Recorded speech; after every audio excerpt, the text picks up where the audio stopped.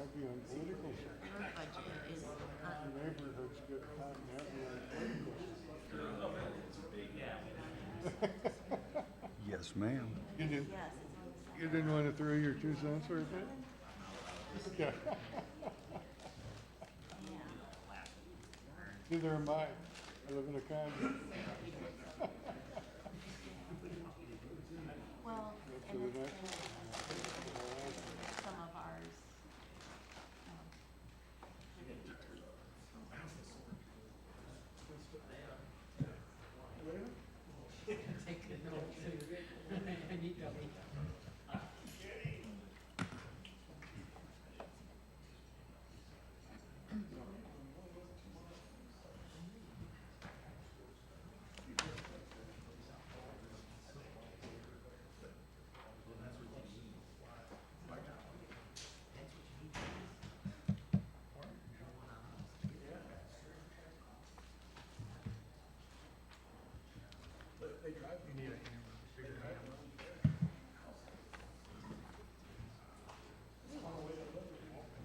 No.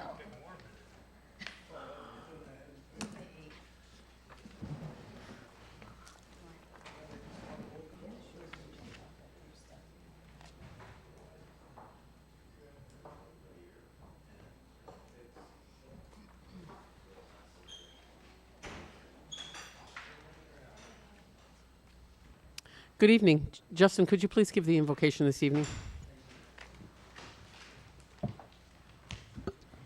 Good evening, Madam Mayor, Council, everyone. Would you please pray with me?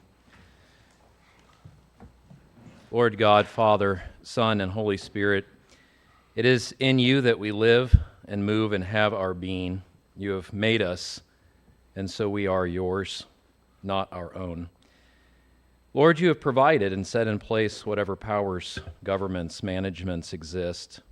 And even as you have placed calling upon each one of our lives and gifted us with every ability that we have to carry out those callings, you encourage us to turn to you for wisdom and strength. And you are so kind to hear and answer prayers generously, even liberally. And so we pray for this council tonight and its work. We pray for our city workers across each department. We pray for first responders throughout our city and our county.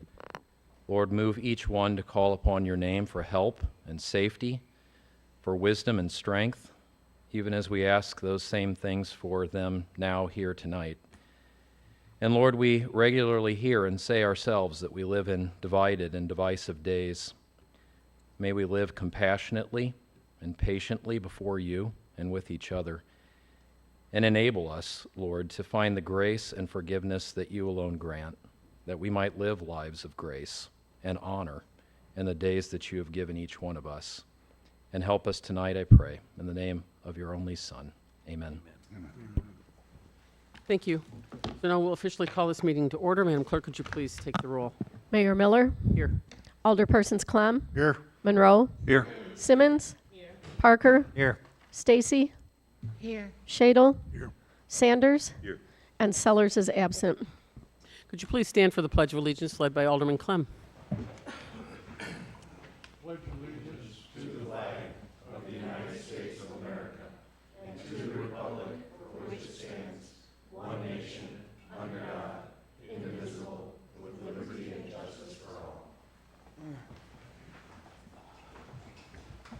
Item number 1 is the approval of the agenda. Is there such a motion? So moved. Second.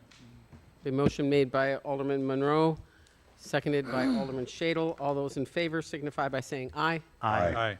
Opposed?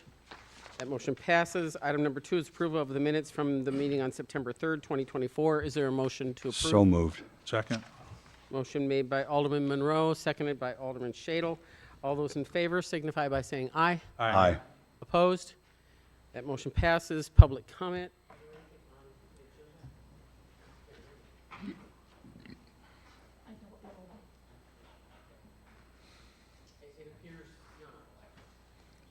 It looks like it's all non-agenda items, so we'll move on to the consent agenda, which is considered to be routine in nature and acted as one motion unless a member of council would like to have something removed for further discussion.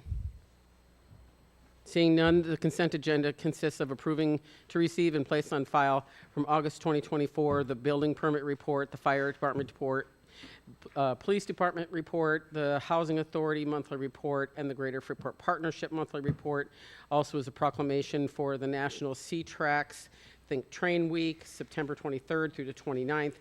Also, the adoption of Resolution 2024-102, which is the resolution to request temporary street closures for the Freeport High School Homecoming Parade dated October 9th, 2024.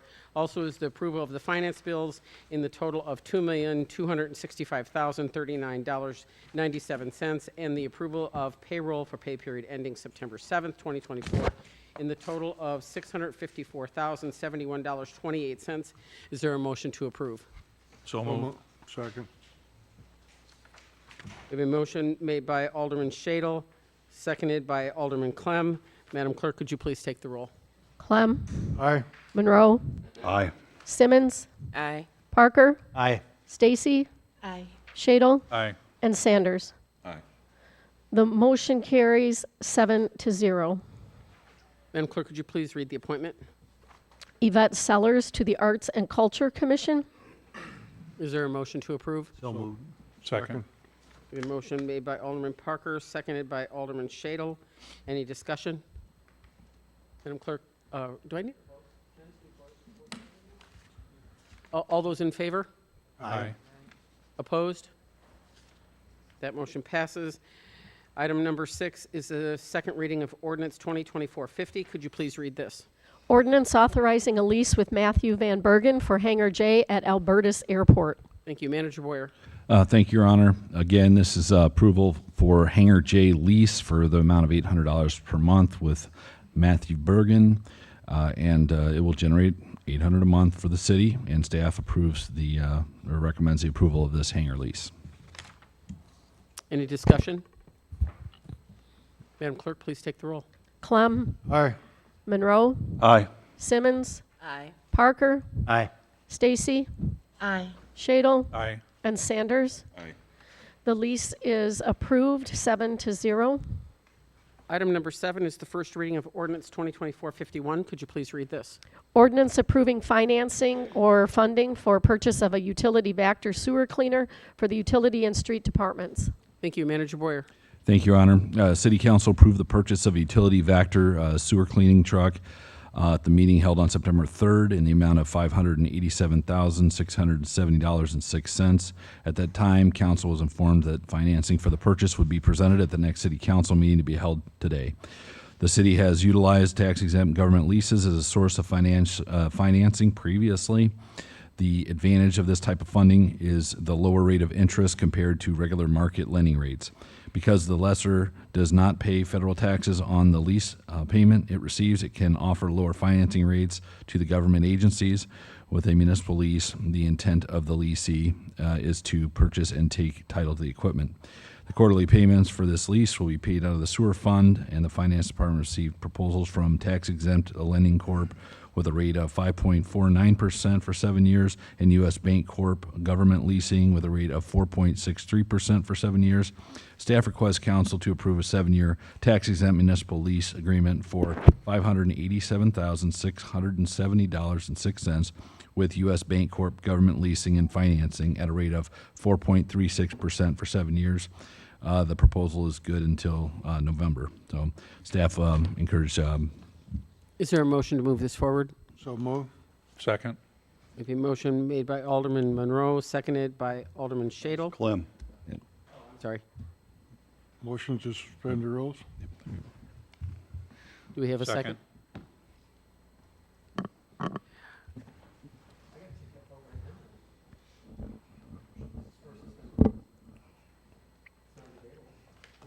Okay, so the motion before you is the suspension, which is non-debatable, must pass by 2/3 majority. Madam Clerk, could you please take the roll on the suspension only? Clem, Aye. Monroe, No. Simmons, No. Parker, Aye. Stacy,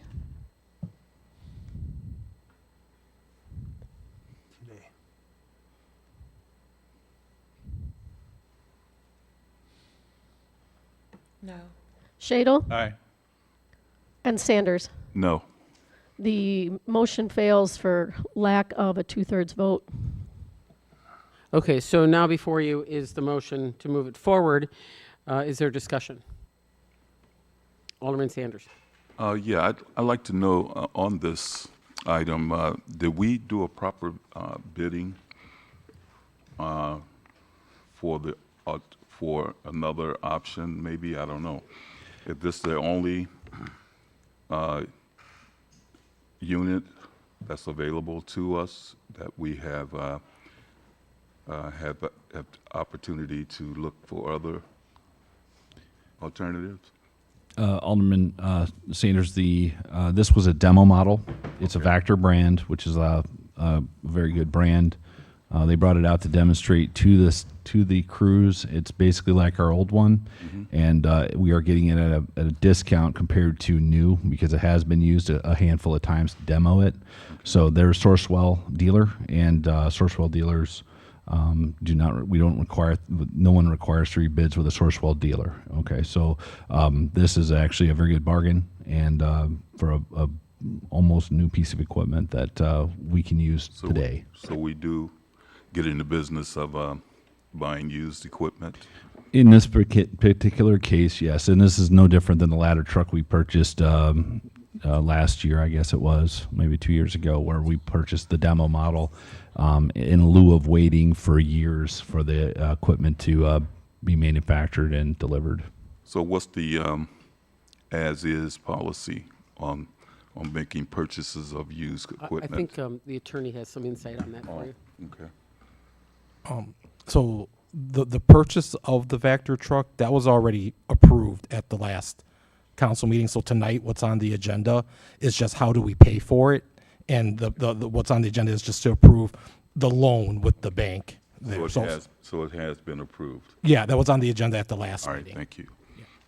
Darren? Yeah, so the reason that we asked for the suspension of the rules tonight is because we, as the approval from the last meeting, sent a letter of intent to the Vector manufacturer to purchase it. And in that letter of intent, we had 30 days to get our financing in place. So that's why it will no longer be reserved for us and can be sold out from under us if we don't suspend the rules and make a motion, because our next meeting, I believe, is not till October the 7th. 7th. Alderman Stacy? So what are our other options for paying for this then? I would defer to the finance director on that. We talked about that last week, that our cash reserves have the money, but we don't want to deplete them. And we can't take this money from CIP because it's not a capital project. We do have enough to cover in it, but the finance director didn't feel comfortable with some of the sewer repairs and things like that we have been having happen within the utility lately to deplete that. And usually a purchase of this size, this is how we've been buying them on a lease. Is this Sure, go ahead. the equipment that they said was the most important piece of equipment for this the city, the one that came after both of the vehicles last week? Yes, the sewer Vector equipment is used not only by water and sewer, but it's also been used by the street department. We do a lot of hydro vacuum with it. Most days we have 2 of these on the street. Right now, we only have one that's functional. The other one, as I told you last year, is a 2002, and it's fully depleted. We can't even use it because it leaks sewer down the streets when we bring it out of the shop. So there's really not much left of it, to be honest with you. It's not roadworthy either. It didn't pass the inspections. Alderman Sanders? So where are we at this point? When We've already sent a letter of intent to Vactor, the manufacturer, the sales people that brought it out. This, as I explained at the last meeting, the only time that this has been used was actually in Freeport when we demoed it here. So we're the only ones that have used it. We cut the ties off of it to demo it to make sure it's what we wanted. And it's been driven to 3 cities since they've got it. So we feel confident. The warranty is bumper to bumper full, just like it was brand new and never been used. And so what we're talking about tonight is to reinforce what the last approval was on this item? No. Manager Boyer? It's basically to approve the financing. On approved That's funds. all. Okay. Which comes back to the urgency because of the time frame of what we have before Right. us. So just to remind council, we got a rate from the manufacturer's sales rep and a rate to lease it, over the 7-year period, and it was higher than we anticipated. So the finance director shopped around to banks that we normally lease equipment with, and she found better rates, better terms for the payments. That's why we asked for some time at the last meeting to find the best rate for Freeport. Alderman Okay. Stacy?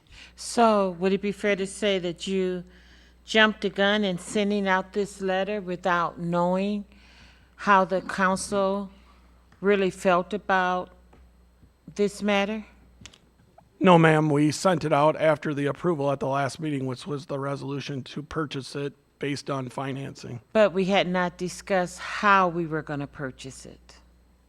That's what we're doing at this meeting. The letter of intent is to hold it until we sign the contract, nothing set in stone. It's so that they would not sell it out from under us for 30 days. Okay, sounds good. Okay, so since the vote has failed, where do we go from here? Attorney Zito would have to tell us that. So because the motion to suspend the rules failed, so this will go, if nothing else is done on this matter, it will show up on the agenda for at the next council meeting as a second reading on the loan. And if you guys approve it, then you'll have a loan for it. But the problem will be potentially that the vendor may not have held the truck for us anymore because they gave us a 30-day window Yeah. to get our financing in place there. So it might be gone. And if it is, then obviously by the next meeting, then it'd make no sense, obviously, to approve the loan because you don't need it at that point. Okay, so could one of the aldermen that voted no on the suspension change his or her mind and bring it back up for suspension and consideration? Motion to reconsider? Motion could reconsider. I'd like to. Wait, you have a question? Second. Sure, go ahead, read it. So in your minutes from the September 3rd meeting, it breaks all this down. We had this discussion, and it says a letter of intent and purchase order would provide for an early November delivery. I don't have in here specifically that it was discussed, but I believe all of these options were discussed, and it was council's direction to finance. And that, I'm pretty sure that was all said at the last meeting. With all due respect, I think jumping the gun was perhaps the motion to suspend, is we probably should have had this discussion, and then so mayor back to bringing it back Right. by one of the party that failed would tie that all together. Right, so Alderman Monroe, I think you had your hand up next? I did, Mayor, and the city clerk hit the nail on the head. Yes. We've got a couple of gentlemen that like to tax and spend and ramrod everything through, and we want to have some discussion to understand what the best option is for the city. Yeah. And, you know, that's what this is about, and this is why we end up in these positions, because nobody wants to have a conversation, nobody wants to have a discussion what's best.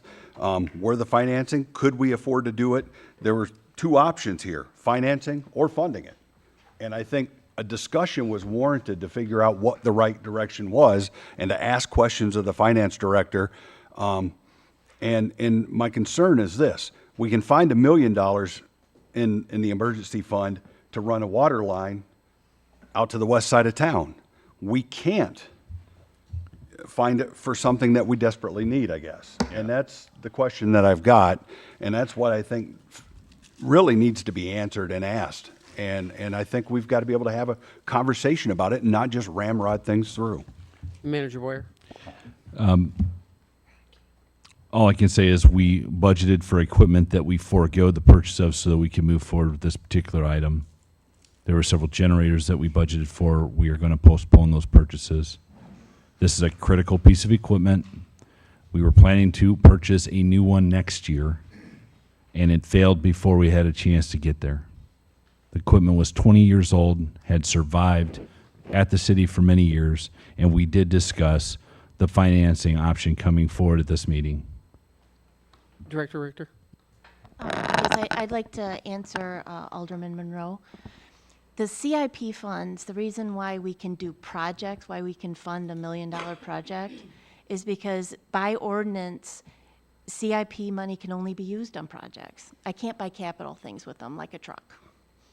I just can't. I have to use operating money to pay for that. If the CIP ordinance was changed, I could do that, but I just can't do it that way. Do you have a follow-up? I do have a follow-up, and thank you for that. But the point is that we could ask the question and understand it better and get back to that point. And then we would understand the importance of getting this through the financing, and that's just, you had gone back and done the rates. But instead, there was a motion made immediately after, which stopped all conversation. Right. And that's the problem. And I think we've got to get back to working together and not trying to block each other on every little project. You know, it's insane. And I think I will stand as one of the naysayers in the first round to make a second the motion to bring this back up for reconsideration. And I, Okay, so do we have that? I think yeah. Yes, but Okay, so, Yeah, and I concur. are you making a motion, is that what you're telling me? Yes, to bring it back. Okay, so we have a motion on the floor made by Alderman Sanders, seconded by Alderman Monroe for suspension of the rules. Yeah. No. No, You have to do a motion to reconsider that A vote. motion to reconsider Okay. the suspension. Right. Okay, yeah. So- Reconsider. okay. So, again, that's a 2/3 majority, and it's non-debatable. So, Madam Clerk, no? No. So It's still what not time. what's on the floor then is a motion to reconsider. Right. The failure of the motion to suspend the rules. Yes. You got a lot of layers here. And now we can have that discussion. We have to have a vote on that. Do we vote Correct. on the reconsideration? The motion to reconsider has been made and seconded. It is debatable, and it has to pass by a majority vote. Just the motion to reconsider. If that passes, now you're back to the point of the motion to suspend the rules, which is non-debatable and 2/3 vote. Okay, so discussion on the reconsideration portion. Is there discussion on reconsideration? Yes. You have something you want to say? Oh, well, yes, we wanted to understand why was it held back from debating or talking about this new equipment and what it really means to the citizens of Freeport and why we are making this major investment. And so I think the council needs to be able to elaborate on why it is a necessity to the city and give the residents and the people of the city an opportunity to understand as well.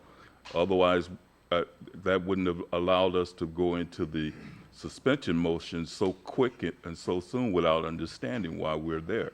So this is what I wanted to just make. Okay, so this is just about the reconsideration. Yeah. Good on you want to talk on the reconsideration? Well, I just want to say the only reason I brought it up for suspension of the rules, because it says it right here, and we've had that since last Friday, and I just brought it up. I requested suspension of the rules. Yeah. You guys are all alarmed that I tried to block everything in the world. Well, the thing about it think is, once in a while. the thing about it is, it would be appreciative. I don't think you have the floor, so. I'm sorry, sorry. Yeah, when I get into a discussion, I'm back and forth all the time.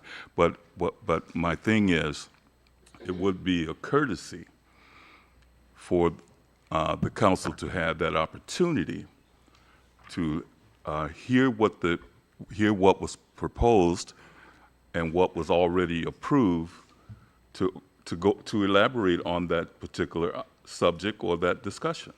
That's all I'm saying. Okay. Okay, so you have more on reconsideration? Just like to say we heard all that once, 2 weeks ago. Doesn't matter. Yes, it does. Okay, Alderman Stacy? It doesn't matter. We're not trying to block nothing. We're trying to get an understanding of what's happening Some people don't. in our faces. Some people don't understand that. When the motion was made, I said, discussion, discussion. You did not hear me. So we're entitled to that as the council. We do need to look at the situation, openly speak of it, and determine what we can and cannot do as a whole. We forget we're supposed to be doing what's best for this city. And so I don't want to hear, oh, you're always trying to block something. That's not truth. Now, I have another question pertaining to the pay. Okay, However, that's not what's on the floor, so you'll have to wait. okay, that's what I wanted to. Yes. So we can get back to that, but right now, are we going to reconsider the suspension? So if there's no more Madam, discussion on take that, the Madam vote. Clerk, would you please take the roll on the reconsideration? Clem, Aye. Monroe, Aye. Simmons, Aye. Parker, Aye. Stacy, Aye. Shadle, Aye. and Sanders. Aye. The motion passes 7-0. Okay, so now I believe I need a motion for, or do we not, for suspending the rules? Still got discussion. Right, I just didn't know what the right order was. Right, so now you're back, the motion to reconsider has been brought back, so basically, now you're at, the motion to suspend is on the table, but so you don't need another motion in second, but you just need to discuss, and then, well, it's a motion to reconsider, so it's non-debatable. So it's just that it's, the motion to reconsider is just, or the motion to suspend is on the table. Right, it doesn't end the discussion, it's an order, it's a process. Right.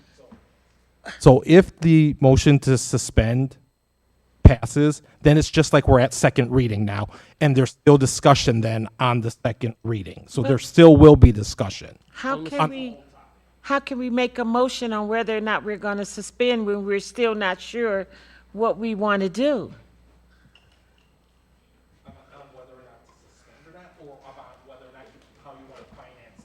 Yes, that part. Only speeds it up so that you don't have to do the vote on the loan in two separate meetings, right? So if you vote to suspend and that's approved, then you're sitting at second reading and you still have discussion on whether or not to approve the financing of the loan or not. Think we're putting the cart before the horse because we're going to vote on waiving the rules. And, I mean, we can do it, but it's like we're voting on waiving the rules when we haven't even decided what the rules are, what the payment is. Suppose the only way right now is if you wanted to talk about the item without the suspension of the rules on the table. If Alderman Clem, I think who made the motion originally suspend the rules, and Alderman Shadle seconded the motion to suspend, if they withdraw that motion, then you can talk about the funding as if the suspension hadn't even been brought up yet. It was just a motion made to move it forward, which was seconded, then discussion. So that's, if they were to do that, to withdraw their motion to suspend the rules, it would allow for discussion on the loan. And then if it was, after that discussion took place, then someone could make a motion to suspend if they wanted to. Right. That's up to Alderman Clem. It's on the table, and Alderman Shadle, because they made the motion second to suspend. Can you repeat what you said? I made the motion to suspend. Said, no, excuse me, to take away the motion. You withdraw your motion. Alderman Shader, you withdraw your second of that motion to suspend. Okay, so now it's just first reading on the table. What would you like to talk about? I would like to know what are our options of putting money down and not financing all of this, but making a down payment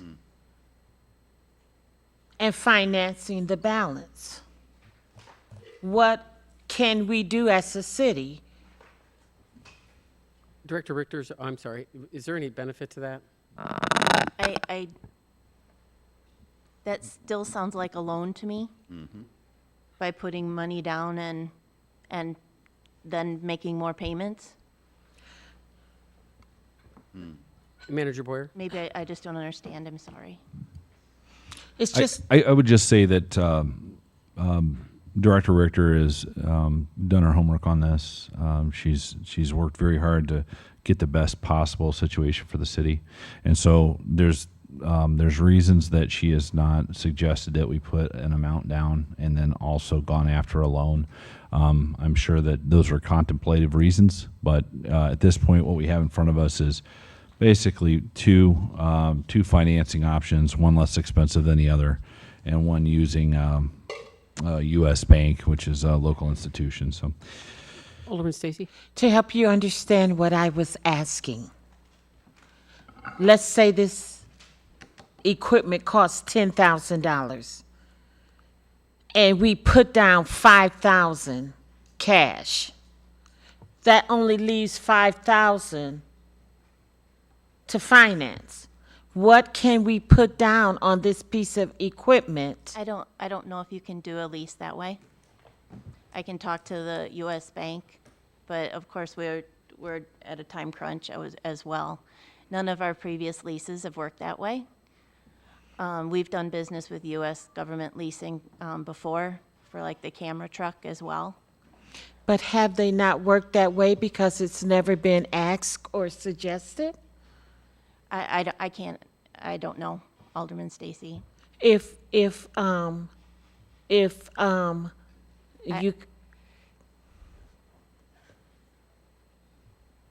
The reason why, as Darren explained, why I wanted to do financing is that the sewer fund in operating money only has so much money. We have other money that's sitting in CIP, but we can't touch that money for this purchase. I understand that. And putting half down, $250,000 on the vac truck also depletes our cash significantly. Honestly, I don't know if U.S. Bank would do that, and I'm hesitant to take such a draw on the cash balance.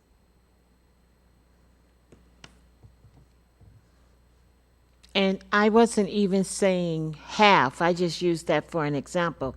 It could have been a quarter. Something down is better than nothing. I feel.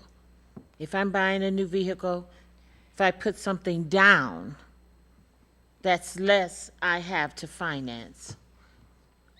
Sure, keep. If it's council's will, I can, or what they vote on, I can take any steps with U.S. Bank to try and put something down ourselves and then just finance the rest. I assume instead of financing the, $580,000, we could put down 100 and then finance 480,000, if the council would prefer something like that. Yeah, that's But still then the same. again, it's pushing back that deadline is what is the concern. Well, she can find out and we can have a special meeting. We have them anyway. Or we can just take our department head's word for something that she's worked hard on. It's not that I'm not taking her word. It's not that I'm depleting her hard work. I had a suggestion. And I don't think what I'm asking is out of order or asking too much. Well, weren't all these things talked about at the last meeting? Yes, yes, that was my point. Well, apparently we didn't have the discussion that we needed. Is there any other discussion concerning the first reading of this purchase?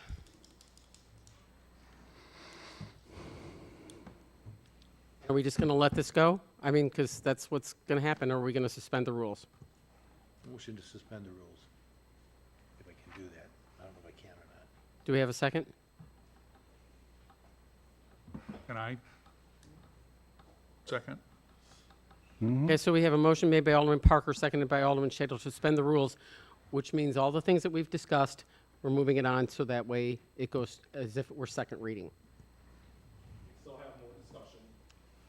So that portion of it is non-debatable.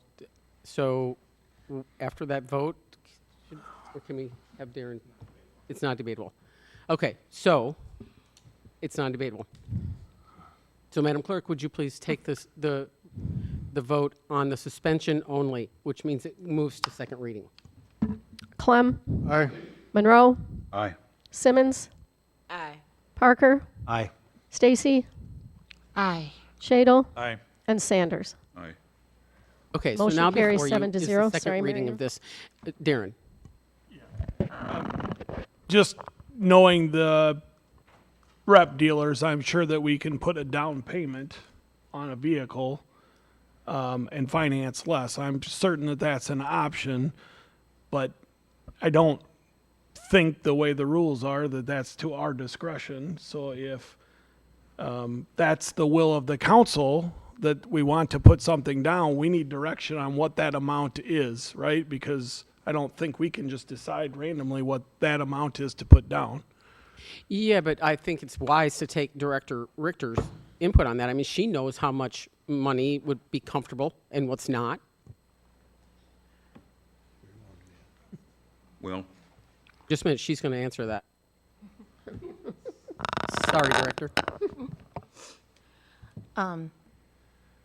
My initial inclination is not to put anything down. And pass it the way I presented it. Okay. Further discussion? Alderman Sanders? are we trying to consider just outright purchasing this item? Is that what No. we're trying to lean to? They want to finance it. Okay, you want to finance it, and any time that you want to finance anything, you should be able to have negotiating powers or negotiating situations where you can talk to whoever the representatives of the finance companies to work with us, as opposed to just not working with us if we're not making requests or recommendations or suggestions or whatever, to look at it from our perspective as council and the citizens of Freeport. We should look at this from all spectrums to see what it is that we can utilize, and I don't think we have done that. And so until we do due diligence ourselves as finance, looking into these kinds of matters, and anybody else's that are involved in it, as opposed to just the council just voting up and down or whatever the case may be, I think we should do ourselves due diligence all across the board to make sure that we're not missing anything that could have been considered. And if anything could have been considered and we overlooked that opportunity, then it comes back to the council. Why is it that we had not done that, asked these certain questions? Because see, we're representing the people of the city of Freeport, and they expect us to ask questions because they're sitting there pondering questions. Why aren't we doing certain things? Well, we're not the only ones that are sitting here with all the answers, and what's best for the citizens of Freeport is for us to indulge in the questioning and getting answers all at the same time, so they're able to understand why we're asking questions, why we're debating on such a subject, and whatever the case is. And we just want to make sure financing is checked into clearly, for defining clearly to the people that they understand why we made such a move or how serious it is or how drastic it was that we made this move without even considering other options. Okay, so that's the second time that we've heard this, and that's her job. Yeah. And so that's part of the problem here is that the council gets into Well, the Mayor, day-to-day. that's your opinion. I'm talking. The council gets into the day-to-day workings instead of just making a decision based on what the directors are giving the best possible solution. So that's the point of it. We can't get in the weeds on all of this stuff. We'll never get anything done. Alderman Monroe, did you have something? I did, Madam Mayor, and you hit the nail on the head. I agree with you on that. What I would question is, and this goes back to the conversations we're having on the overall budgeting that we've been doing, why didn't the Public Works Director in the previous years put this on? Because if this piece of equipment didn't go from functional to non-functional overnight. The fire chief is planning out 4 years. These are the kinds of questions and this is why we're starting to ask questions, because it wasn't done previously. And these types of issues need to be kind of looked at in order. I understand the importance of this. I also understand the importance of staying within a budget. And adding another $100,000 in finance charges that go out of our community to a national bank is concerning to me, because we've been basically funding everything we're doing now on what's to come. And we're getting to a point where we won't have those options anymore. I mean, this is 7 years, 28 payments, almost $100,000. I mean, that's 2 employees for the city per year. That's where the consternation is. I am, I support it. I get it. We need it. But we need to have conversation about it. And are the things that are left in the budget right now all important as we go through the rest of the year? Are there places where we could trim and not have to finance this? Those are questions that aren't getting asked. We've bought how many millions of dollars in fire engines the last couple of years and ambulances? 5 million at least. And we don't look at the budget. We just immediately jump to, well, we're going to drop the 2 generators. I get that. The generators are what, $30K a piece? About 35? What were they? 200. How much? 200 apiece. 200, that's 400,000. 600. So we had 3 of them so that's 600,000. So we're not getting those, but yet we're still financing this. And that was in the budget last year. So put the 600,000 on So this.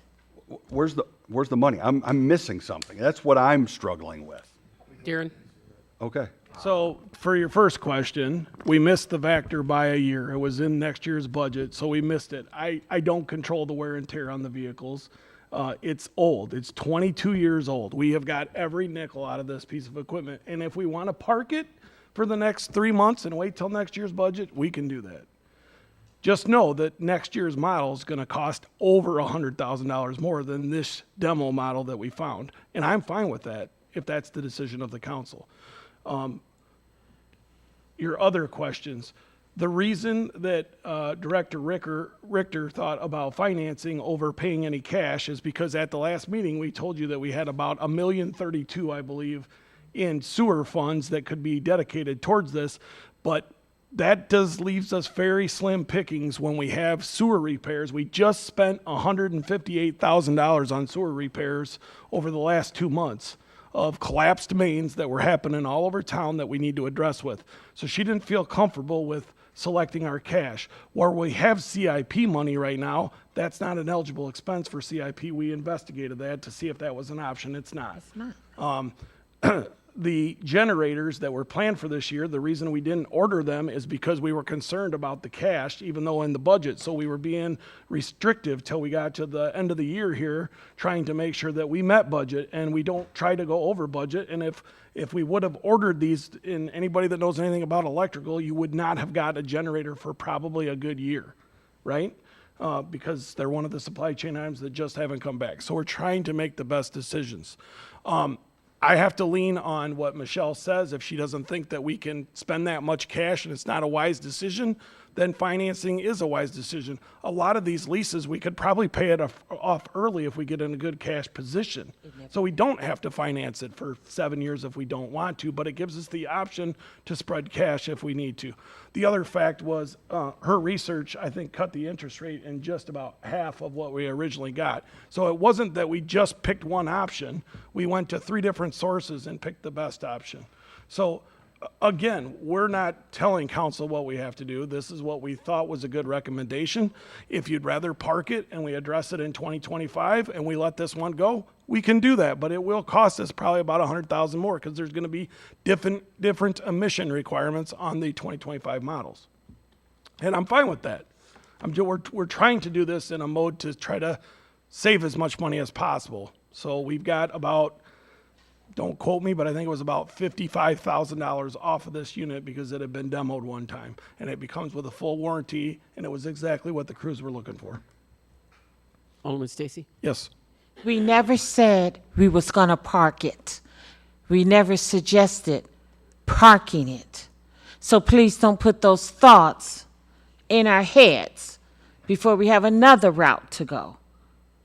However, what loans can you tell me were paid off sooner than later?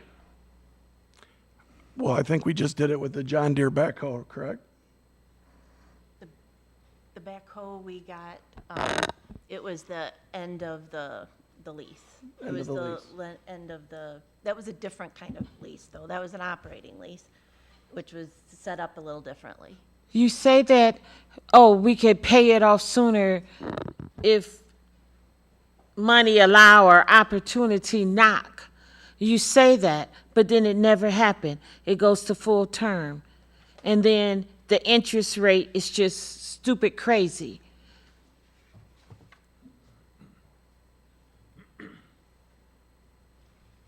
I don't feel that asking for something down is asking too much. That don't mean park it. Alderman Monroe? Thank you, Madam Mayor. So the question is this item the payoff in next year's budget? We had planned to purchase it in next year's budget. If we buy it now, it won't be in the budget. Alderman Stacy? So why can't we put the payoff in the budget? Since we were gonna budget it for it next year anyway. It's like we keep robbing Peter to pay Paul.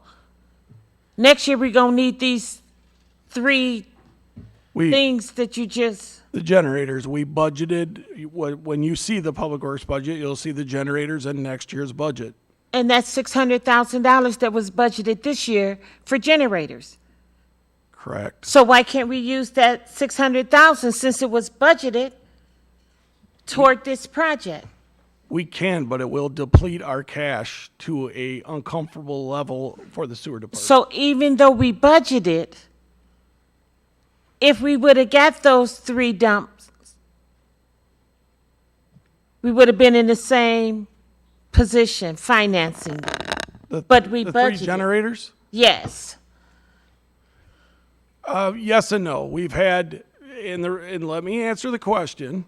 We've had a lot of unexpected expenses in the sewer department this year. You don't say. One that I just explained, which was $158,000 in sewer repairs just in the last 2 months that we weren't anticipating in this year's budget. So those are expenses that come in unexpectedly, and then we have to adjust the budgets by not buying something here or there or reducing what we can. So a lot of these purchases that you see that are in the budgets, the big items, get pushed towards the end of the year to make sure that something else didn't happen and we have the money to try to still stay within budget. So there's still $400,000 that was budgeted that was not used. So we still have something to put toward this piece of equipment that they need, the most important piece of equipment in the street department's life that they need so bad.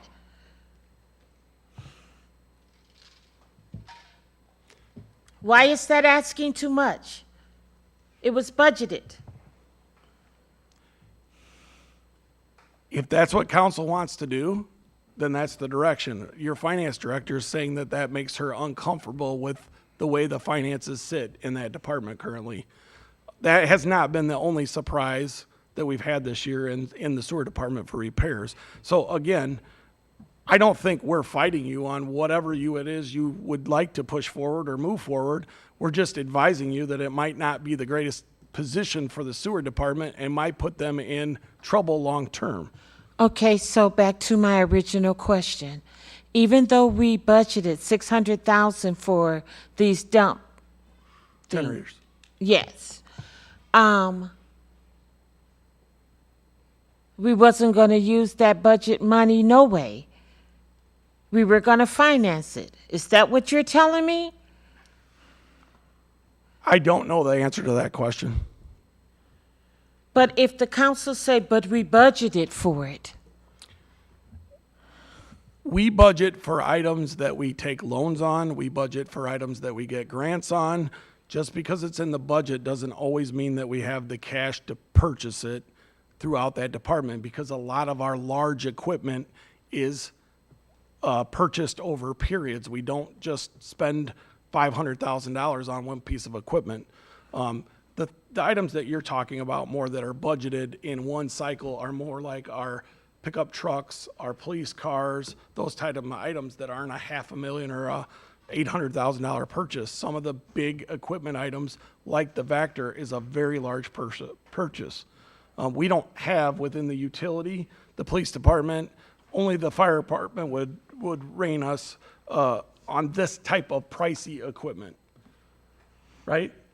And so, again, we're not fighting you on how you want to do it. It's just somebody needs to express what the good decision is for the sewer department based on the finances that are there. Director Richter, did you have anything else you want to add to that? No. Alderman Stacy? I am not doubting your ability, your knowledge, nor your input. I'm merely making a suggestion that we put money down on this big ticket item. And she's making the suggestion that that's not a good idea. Is there anything else we need to talk about with this? Seeing none, I believe that means we're ready for a vote. Madam Clerk, would you please take the roll? Clem. Aye. Monroe. Aye. Simmons. Aye. Parker. Aye. Stacy. No. Shadle. Aye. Sanders. Aye. The motion passes 6-1. Okay, item number 8 is the first reading of ordinance 2024-52. Could you please read this? Ordinance approving the city to enter into a fourth renewal to lease agreement with Peter Alber regarding 103 to 111 South Liberty Avenue. Thank you. Director Duckman. Thank you, Madam Mayor. The City of Freeport entered into a lease agreement with Peter Albert to lease the first floor of the former Raleigh tin-clad building on September 22nd of 2020.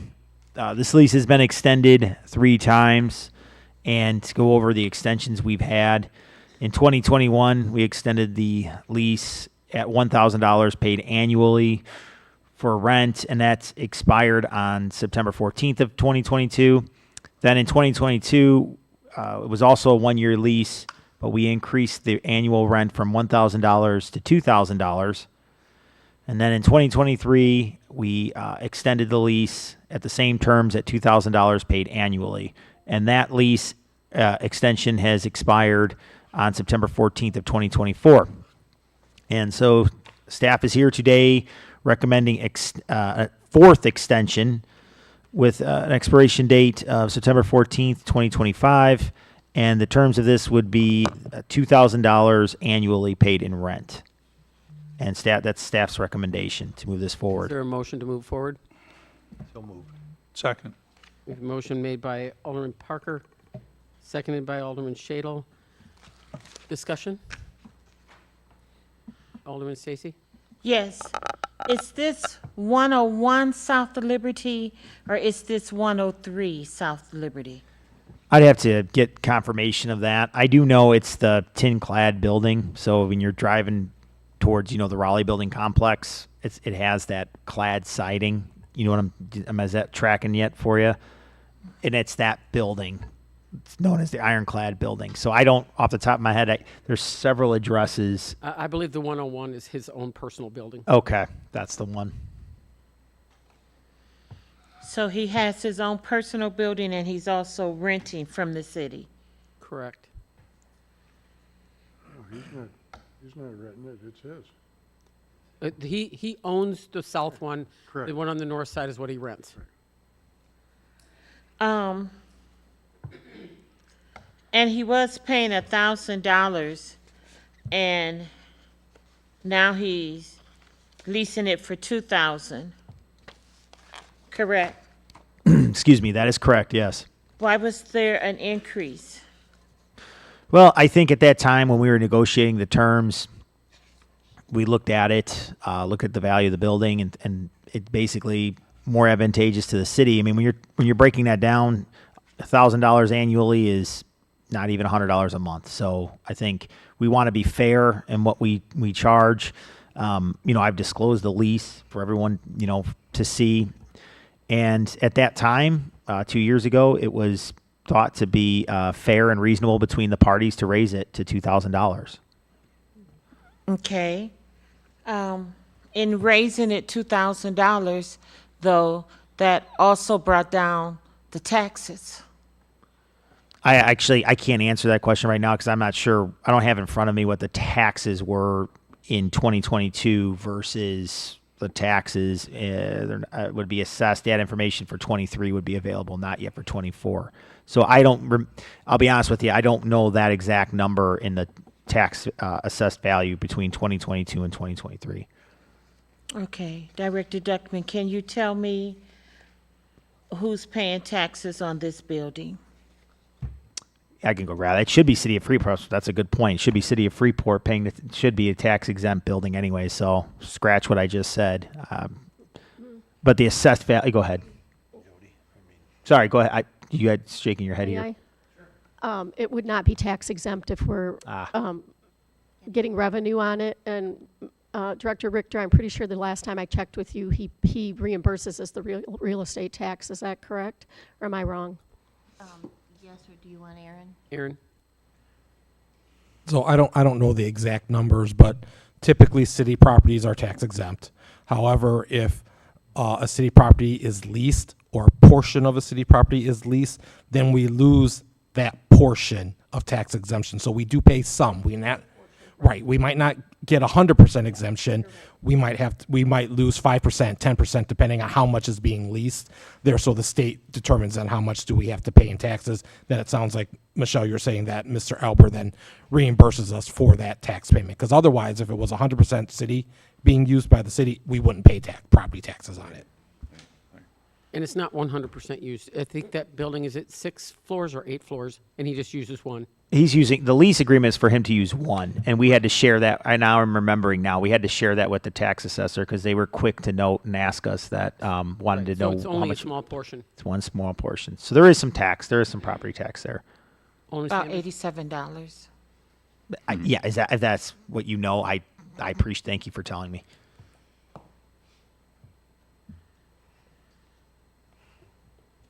Okay, well then, we're moving this on to the next regular scheduled meeting.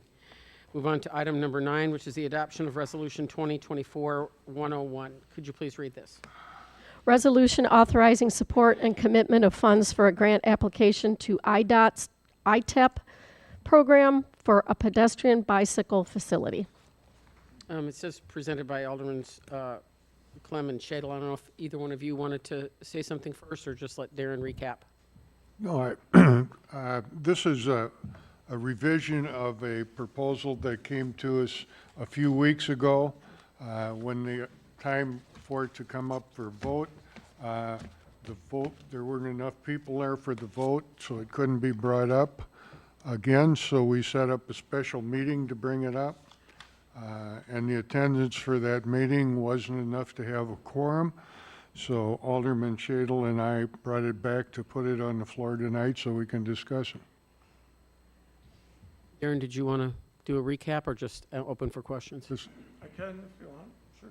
Go ahead. So this is a cooperative project between City of Freeport, or a proposed project, excuse me, between City of Freeport, Highland, which is just Highland the college, and then the foundation as one partner, and then also the Park District here in Freeport. So it's about 4.7 miles of trails that would be built if we are awarded this grant. Potentially one bridge, maybe two, is factored into the cost estimate. After the last meeting, City Manager Boyer and Chris out at Highland asked us to redo the cost estimate because the last time we had done it was in 2022. So we did that. We also added engineering and construction engineering into the project. So when the partners were sharing the cost of the project, it would be the full price of the anticipated project split three ways. Doing a little bit more digging, this is an IDOT ITEP grant. So with IDOT, none of the processes go very fast. So we think that if we were awarded, it would be next year. It would be a design process of probably close to 18 months. And then construction would actually take place probably in 2027.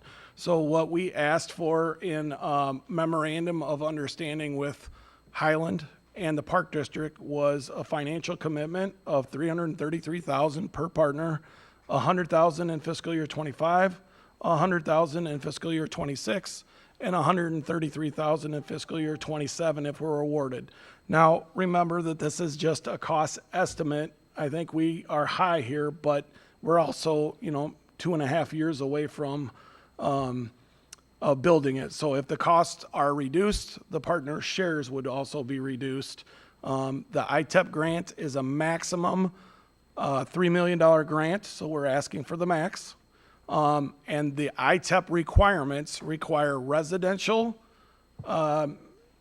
connection to schools, colleges, shopping of some nature, and then parks. So we have to hit all those elements within there to have a good application. So this application that's shown here is just a concept. It's not the exact spot that it's going to go. It's the beginning base. The Park District even asked for a couple potential alternates based on what design would actually do. But we feel comfortable that it would be no more than a $4 million project, and we would work to try to eliminate the bridges as well, because the bridges are very expensive. We just don't know at this point, because we haven't designed anything, whether that's possible or not. Alderman Stacy. Truth be told, there was enough here for a fair vote. We had a quorum, or else we could not have even sit down to discuss anything. And it did not pass by 2/3 vote. And so how it ended back here, I don't understand. However, it did. But let's shame the devil and tell the truth. We had enough people here for a quorum. We voted. The vote did not pass. And I, the opposing team, did not ask for it to come back. I was given no choice in the matter. So let's just make that clear. Okay, we have a little procedure issue here. I forgot to get a motion to move this forward, to adopt, a motion to adopt. Is there such a motion? So moved. Second. A motion made by Alderman Clem, seconded by Alderman Shadle.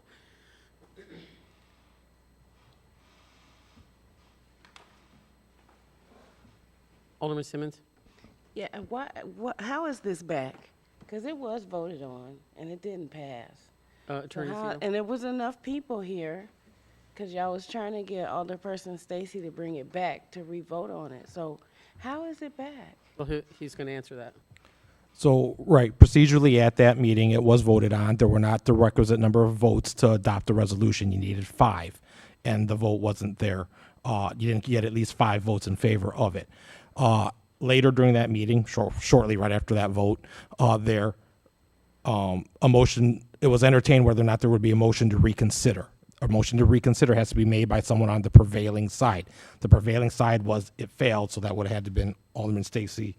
Arguably, you could have made the motion to reconsider too, Alderman said Simmons. no. But you guys didn't, because you were going to vote no anyways, you said.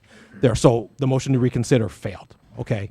Now, we also have rules in our code that say that any two aldermen can ask for an item to be placed on an agenda, okay? So that's what Alderman Clem and Alderman Shadle did. They asked to have it put back on an agenda, whether it was at the special meeting or at this meeting. They can do that there. Just because something doesn't meet the requisite number of votes doesn't mean that it's dead forever, right? Something can change, circumstances change, so things can be brought back. Now, the difference being is, or the nuance is that anytime anything fails, should it be brought back? Well, if the vote's potentially not going to change, I would say then it's probably a waste of time. If the vote's potentially not going to change, I think the difference here potentially is, the vote could be different because you have different people there were people that were missing there. But let's say hypothetically you had everybody there, different topic where you had all 8 members of the council there, the mayor was present there. Let's say we were talking about whether or not to do an ice cream social, right? And the vote goes down, 7-1 there. Or let's say it goes down 6, it fails 2-6, okay? 2 people want it, 6 people don't want it, right? Well, those 2 people that wanted it, that didn't get it to pass, they could technically still put it back on the agenda. But unless you know that someone's going to flip their vote, then it's really kind of a waste of time to do that. But there's nothing that prevents an item just because it failed one time from being brought back there. So that's how it got back, because 2 aldermen asked for it to be put back on the agenda. Alderman Sanders? Yeah, and with that, and with that statement you're making, wow, what happened to me? I feel, or the council probably feel, the majority anyway, that didn't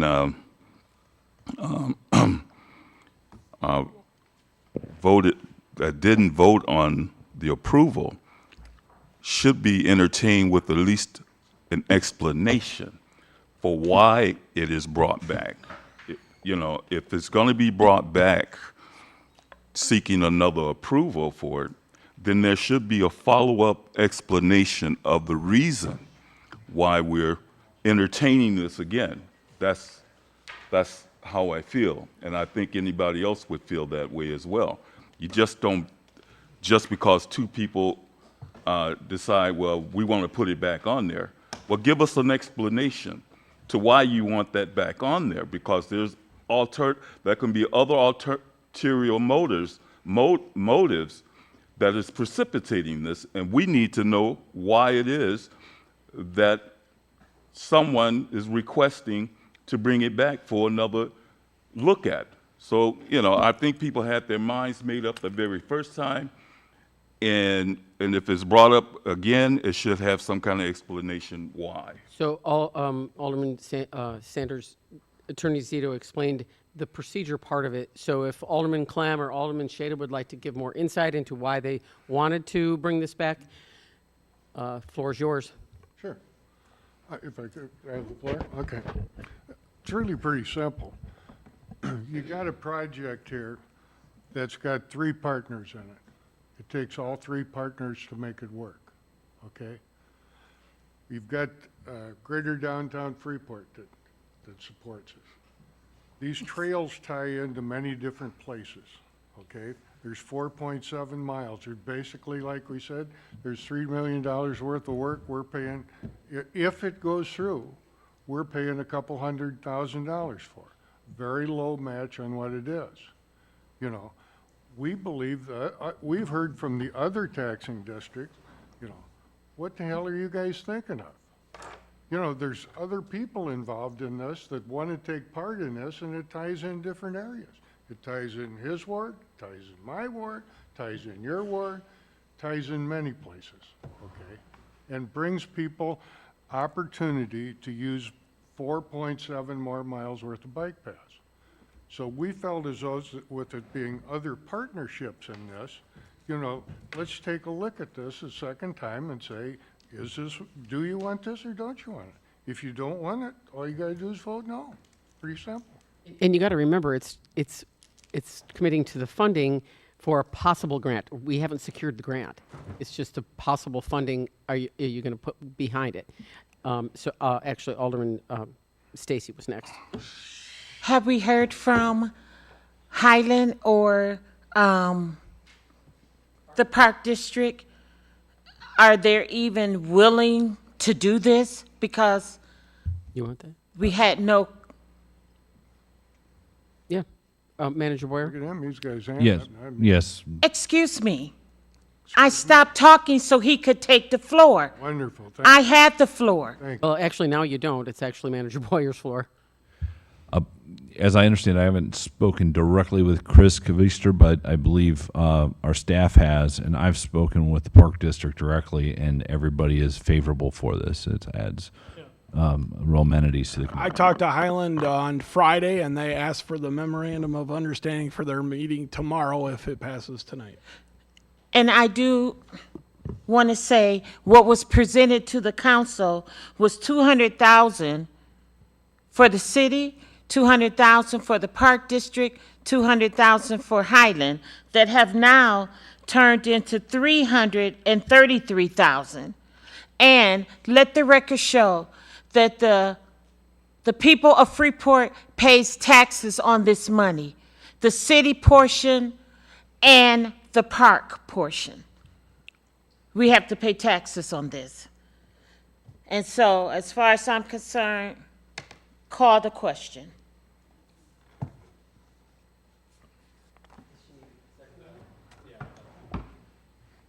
If that's a motion, then to call the I question, make there a needs a motion to call motion. the question. There needs to be a second and then a vote on the I'll calling the second it question. for you. There's a motion made by Alderman Stacy, seconded by Alderman Clem to call the question. Madam Clerk, take the roll on ending discussion and calling the vote. One moment. Clem. Aye. Monroe. Simmons.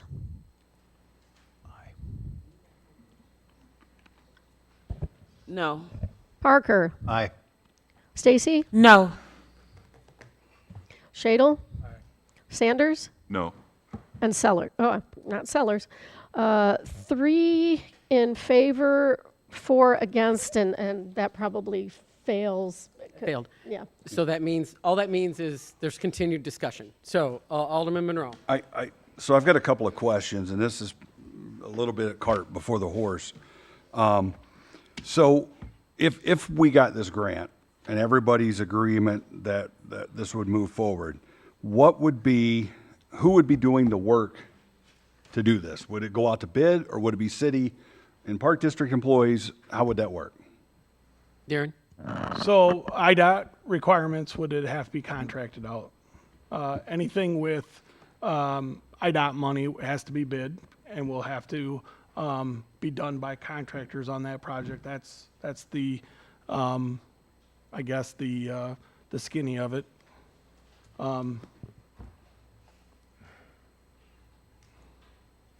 Did you have another question I didn't answer? It answers my question. Alderman Sanders. Now I know where the money's going. All the participating agencies that are participating in this investment that we're doing, especially with taxpayers' dollars, a lot of the funding for this grant has to be somewhat of a matching type thing. Is that what we're talking about? And then not only that, who's making decisions and surveys to determine the extension or the expansion of this particular project, and who is it serving? Is it serving the whole total residential of the city of Freeport, or is it just some and not others? Is that what am I looking at it from that perspective? Because I know you were saying that you might have to make it. I'm putting it in my own words.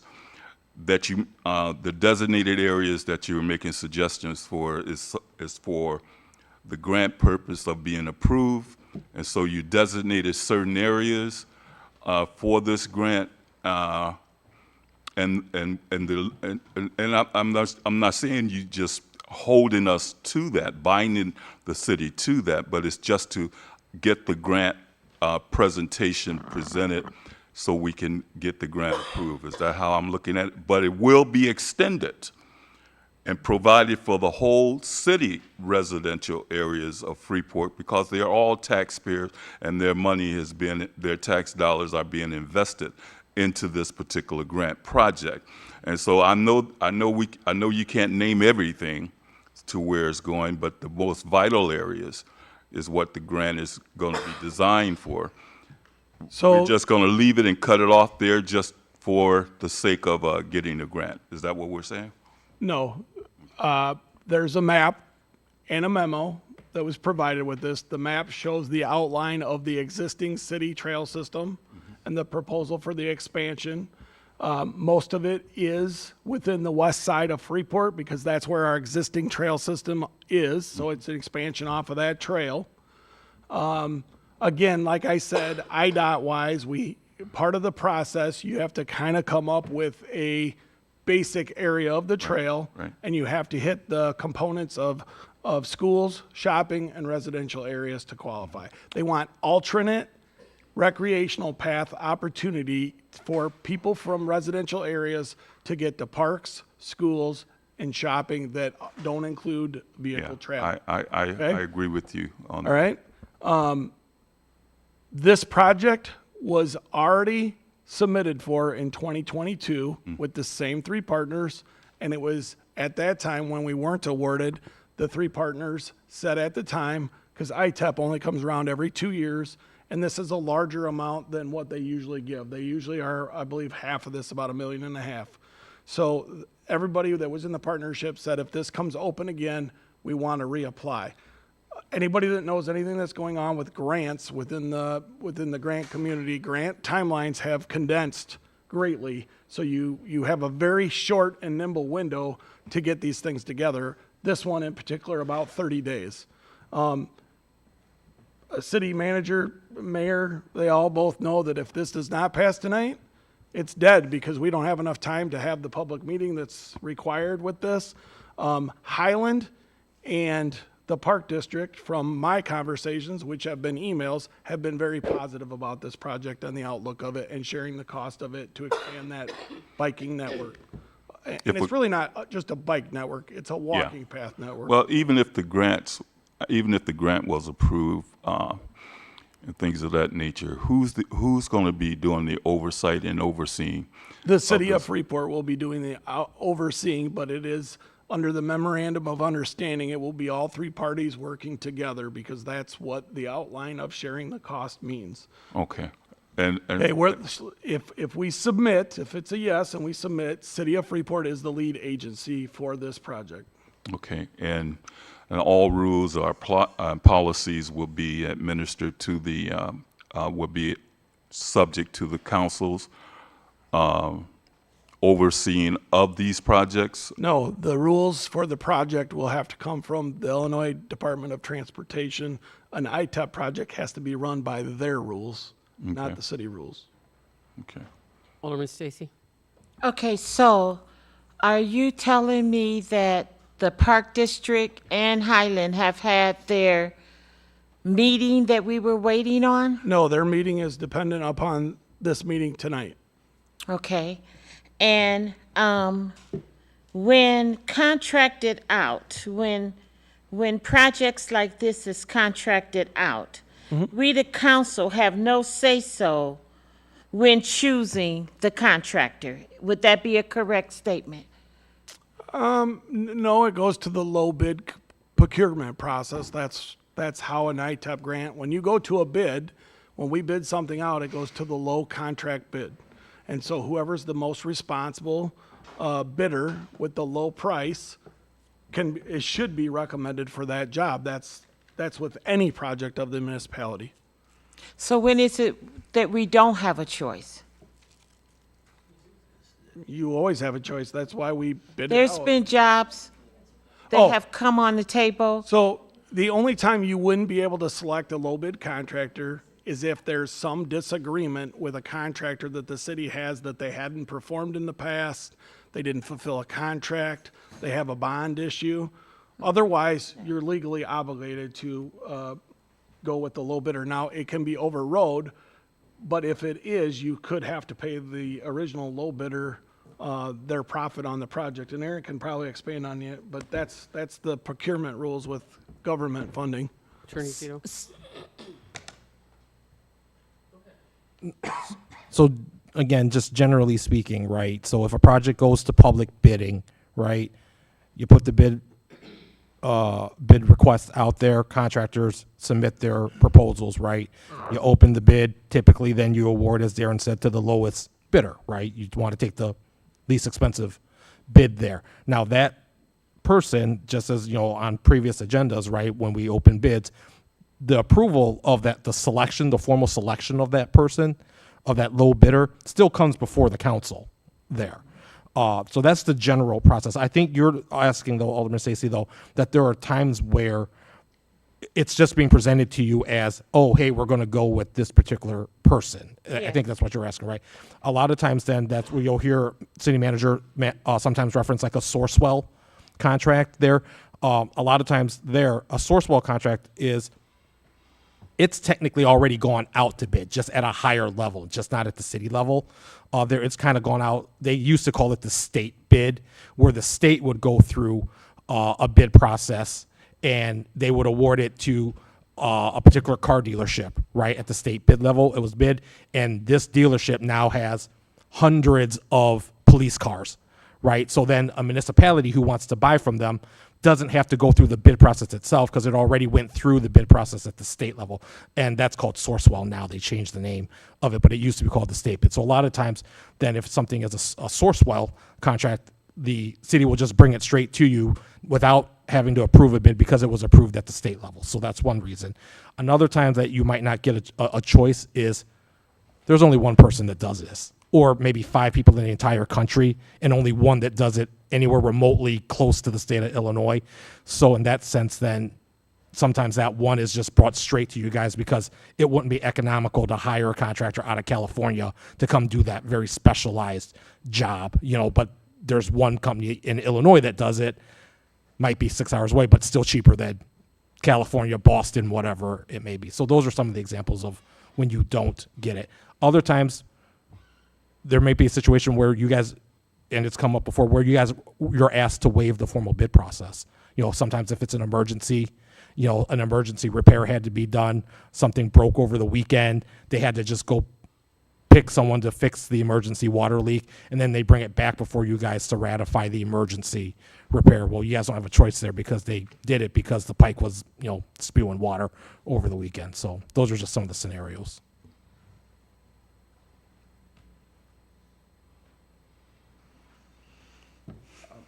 Yeah, sure. Just one other comment that I meant to say earlier. So, and it's at the bottom of the memo, but our 2024 to 2026 strategic plan for the city of Freeport that was brought forward, there's 3 sections within that plan that talk about expanding the bike and rec path. So this project does meet that type of strategig plan, and I listed those at the bottom, and I had went through it prior to the meeting just to make sure that, you know, those were listed within the why the project's being brought forward. Okay, so no further discussion. Madam Clerk, please take the roll on Resolution 2024-101. This is, Madam Mayor, just an explanation. This vote here is for a matter of if it goes through or not, if we agree with it. Is that correct? Say that again? It's approval of the resolution is what this vote's for, correct? Correct. It's saying that we're committed to the funding if we are awarded the grant. Thank you. Clem, Aye. Monroe, Aye. Simmons, No. Parker, Aye. Stacy, No. Shadle, Aye. Sanders. Aye. The motion passes for, 5 to 2.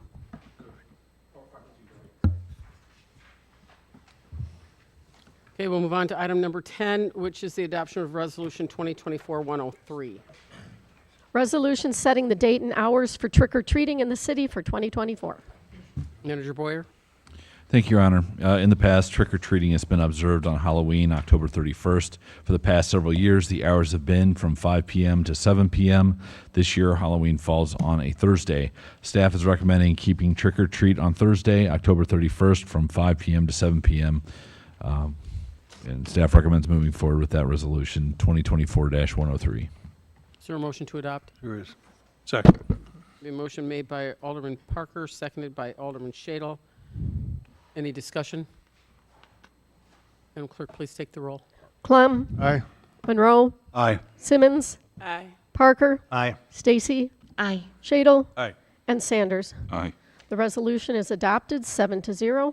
Item number 11 is the adoption of Resolution 2024-104. Could you please read this? Resolution approving a proposal from OEC for repairs and upgrades to the city's fuel station and a proposal from Northwest Environmental for limited Phase 2 environmental site assessment services at the Public Works facility on Island Avenue.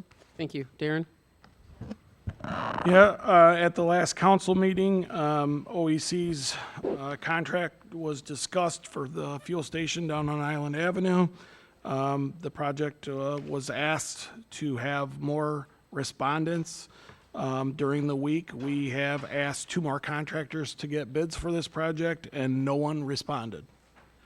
At this time, staff is asking council what's their wish to move forward or not.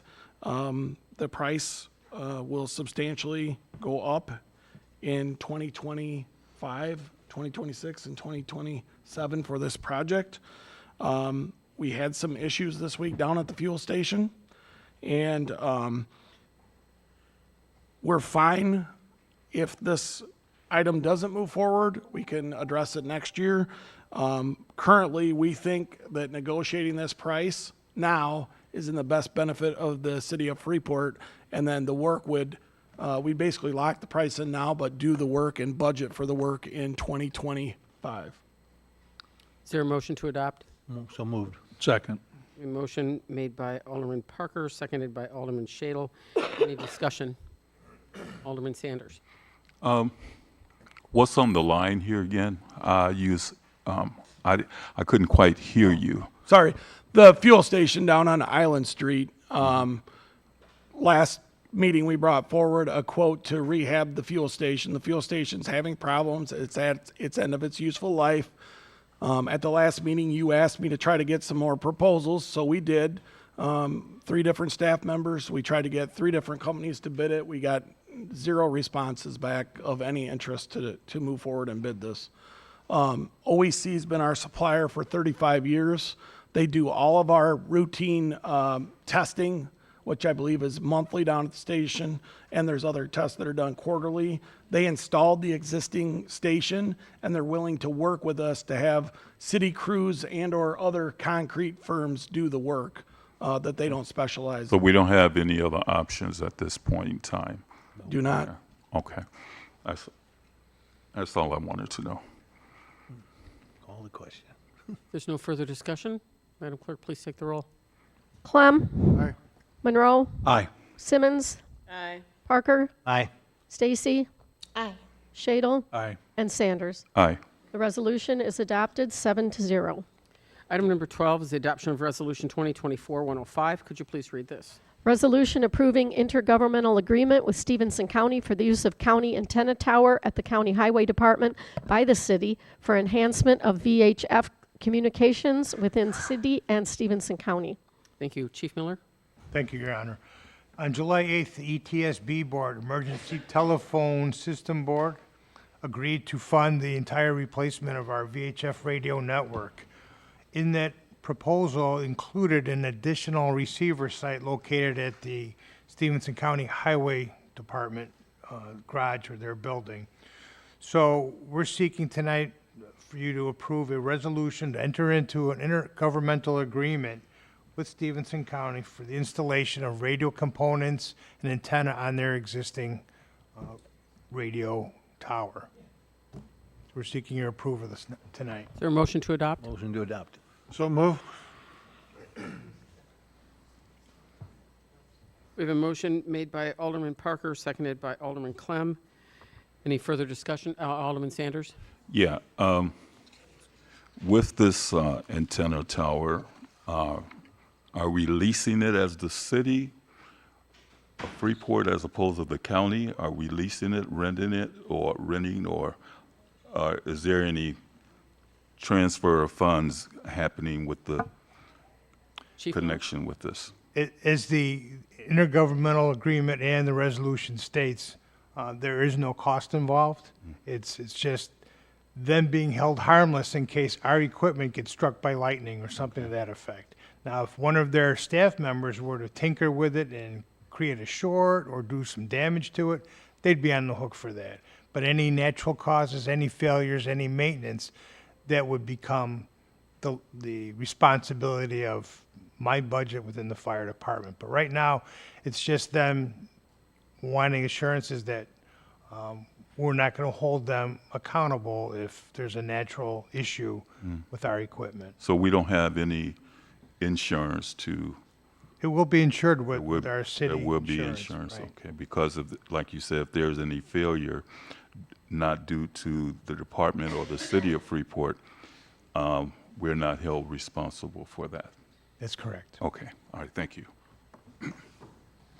There's no further discussion. Madam Clerk, please take the roll. Clem.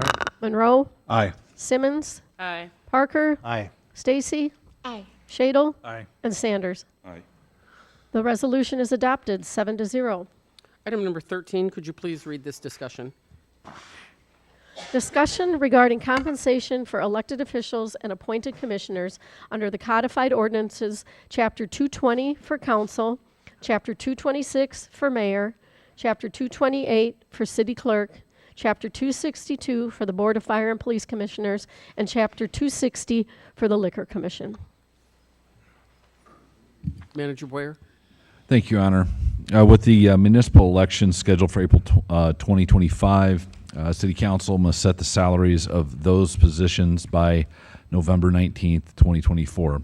The salaries of elected officials may not take effect during the term of any officer holding an elective office. The salaries must be adopted 180 days prior to the term of office commencing. And in the case of the City of Freeport, a new rate for alderpersons will only be effective for those elected in 2025 and future elections. Below is a detail of the current rates we pay for the mayor and city clerk, alderpersons, Board of Fire and Police, and Liquor Commission. We'd like to discuss the rates with council in order to prepare the ordinance that will be brought forward on a later date. Currently, the mayor's history is illustrated on that table there with 1% increase in 22, 23, 24, and 25. Also, we're including a table of potential adjustments we could make anywhere between what it would impact in terms of 1%, 2%, 3%, or 4%. In addition, the city clerk is on the back page there, and it shows you the combined history of the city clerk, and then also potential options if council was to see fit to make any changes there. Alderpersons currently receive $3,800 per year, and that is divided over 12 months. And the Board of Fire and Police Commissioners, the chairman makes $1,200 per year, that's $300 per quarter, and each member makes $700 per year or $175 per quarter. On the Liquor Commissioner's current rates, all members receive $75 per year, that's $1,875 per quarter. So staff proposes the following increases: a 3% increase for each year for the term for mayor, a 3% increase for each year of the term for the clerk, and an increase in the clerk's municipal certification up to from $2,500 to $4,000, which is a professional certification that is voluntary. And then alderpersons increase annual amount to $3,915. So total increase in staff's recommendation is approximately $31,900.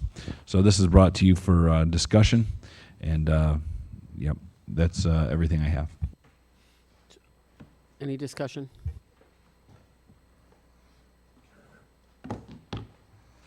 Alderman Sanders? Yeah, how is the compensation scale is determined? and who makes those determinations? That'd be the council. That would be the council. So we set the terms of the scale of compensation. Is that what I'm Attorney hearing? Zito? So ultimately, I think what you have right now is that staff is making a recommendation, but ultimately it's up to the council to approve whatever raises you guys want to give or no raises for elected officials there. That's up to you guys if you guys want to do it. But ultimately, if you guys decide to move forward with this, it's going to have to be set in an ordinance. So an ordinance is going to be brought back to you guys to vote on if that's the desire, is to make increases. So there's only so many days before an election, you have to Right. put that in ordinance. For elected officials, you can only raise or decrease the compensation. You have to do it at least 180 days before the councils take their seat at the next election. So the next election is this coming April there. So 180 days, at least 180 days before that, then you have to decide whether or not you're going to make any changes to elected officials' compensation there. So we need to bring this up again within 180 days. Before. So I think the deadline, the absolute deadline to do this is mid-November. IML, Illinois Municipal League, recommends that you adopt it usually around October, sometime in October, if you guys are going to do it at all. Yeah, so in other words, council needs to meet to have this discussion, to make this one way or the other, up or down. Yep, that's what this is Yeah. for. And so we need to come to some kind of forum or session to make this discussion happen. Yeah, that's what this is. Yeah. Well, So we're doing it publicly right now. You have to. Right. We do? You can't do it in executive. Okay, that's what I didn't know. I'm learning. Yep. So the staff recommendation, or I suppose that's right, staff recommendation is a 3% increase. That's what the staff is, 3%? That's what you have the graph before you, what it would mean for 1%, 2%, Yeah. 3%, yeah. I thought I heard 4%. Well, it's in the graph, so you see the numbers. Okay, yeah. Yeah. It should be noted also, and this is state statute, okay, so that the compensation of an elected official cannot take place during their current term, okay? So you're always, while you're the sitting board right now, you're voting on whether or not the next council will have this raise, right? And that makes sense because you don't want people voting to give themselves a raise necessarily. So any increases would only take place, the soonest it would take place is for those elected officials that are taking office this coming May, okay? Right, okay? Then the other half in the ordinance would be dictated to take place 2 years after that, because no one's guaranteed, no one knows for certain if they're going to win or not.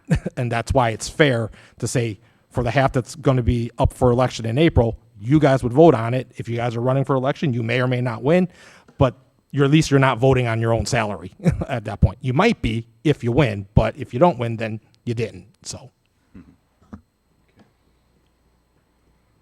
what's your pleasure?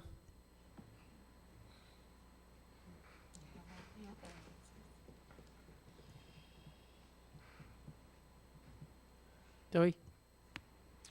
Attorney Zito, you said something about if you choose to vote on it. In the case of the mayor and I, our wages are only set through this term of 2025. So please vote on something. Thanks. Or mine and the mayor's will be zero. got it. Sorry, I apologize there. So, it looks like Dovey's and the mayor's, there was a schedule for them in the existing ordinance that only goes through 2025. So you guys have to do something with them, even if it's just, I'm not suggesting anything, but you need to at least put something back in place. Alderman Shadle? But tonight, here's the thing. Tonight, you're not voting. This is just on for discussion. What are you moving forward? Yeah, so it's just, do you want to direct the staff to move forward with a certain percentage, not move forward with anything, whatever it is? We're just looking for direction. Sure. In the memo, The last 4 years, so the mayor and I are set by 4-year chunks. The last time we would have done this would have been in 2021. At that time, the mayor and I were given 1% annually. Over that same course of time,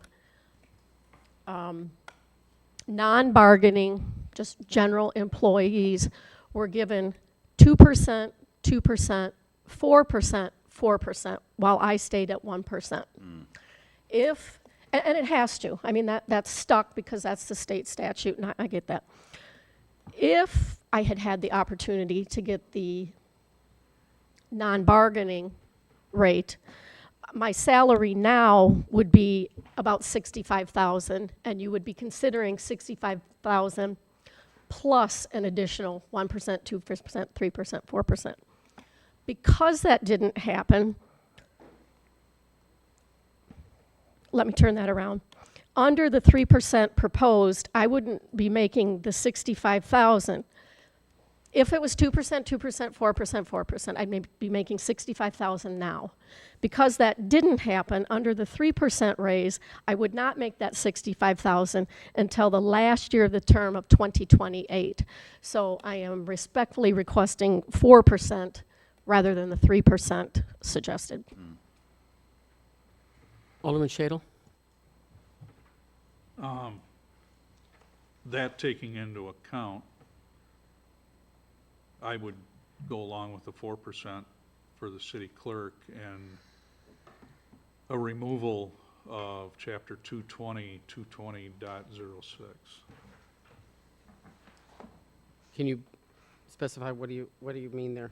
Removal from the increase.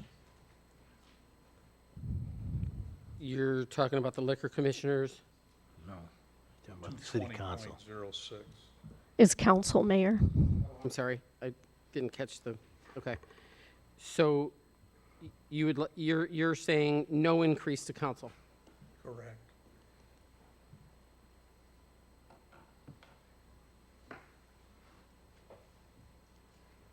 But he doesn't speak for everybody. That's why this is a discussion. Yeah, I know. Because you're writing, and I'm like, No, I just want to keep track. oh, okay. Madam Mayor. Alderman Monroe. Thank you, ma'am. The one thing I'll also highlight is that since we've gone to the city manager form of government, the mayor and the city manager together make about double what we were paying previously. Somewhere in the 170 to 180,000 total range. And I do understand the mayor's importance, in the role. But the one thing I've kind of had a problem with, and I'm not sure how other people feel. I know the last council felt a little differently. I have felt that the mayor's position does work more hours than what's expected per the pay that's on there. I know it's a part-time position, but I do believe that you work at least 30 hours a week, which would fall under the full-time. I do think we need to at least revisit the idea that the mayor position does get benefits along with that role. Whatever the increase in the salary is to be debated. I also agree that the council not get a raise, and we do look at the Board of Fire and Police and Liquor and the clerk a little bit differently than what we're looking at the council.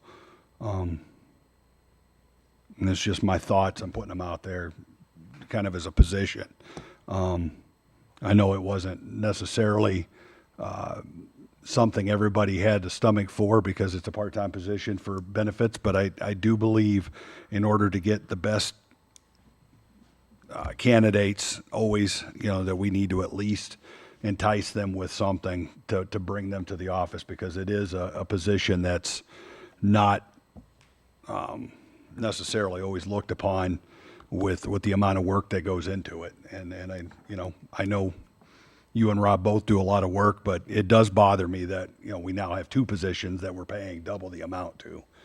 together. But that's a whole nother conversation, but I'm just putting it out there. I'm not sure that your 170, 180 is accurate. I think it's lower than that. And I appreciate your thought on the whole package kind of deal, because the way it stands right now, according to the ordinance, the mayor doesn't get retirement or insurance or cell phone allowance or car allowance. It is just a straight wage. You do the math on it, it's less than minimum wage. Attorney Zito? And this is just broadly as you guys go through this discussion, that I just something to keep for you guys to keep in mind there, because I think it helps aid the discussion. There is to think about just the offices. Don't tie a person to a particular person to it. Just like, would you do this for the office of clerk, regardless of who's in it? Because you're setting it for the future, right? So it could be, and same thing for the older people, same thing for the mayor. Don't think of who's currently holding the position. Just think about what would you pay whoever fills this position, and whether or not that person should be compensated that particular way. Because I think it takes a lot of the potential emotion or thought, personal thoughts or whatever out of it. Because again, we had an election coming up in April, right? We don't know who's going to win, you know, and stuff like that. So just think about when you talk about salaries and compensation, the suggestion is always to take the people out of it and just think about what you would compensate the office for, okay? Alderman Stacy? How many hours do a part-time mayor work a week? Well, I don't clock in, if that's what you're asking me. I would say if I added the whole thing up, it's going to be at least 40. I do a lot of things in the evenings, weekends. There's no set time frame.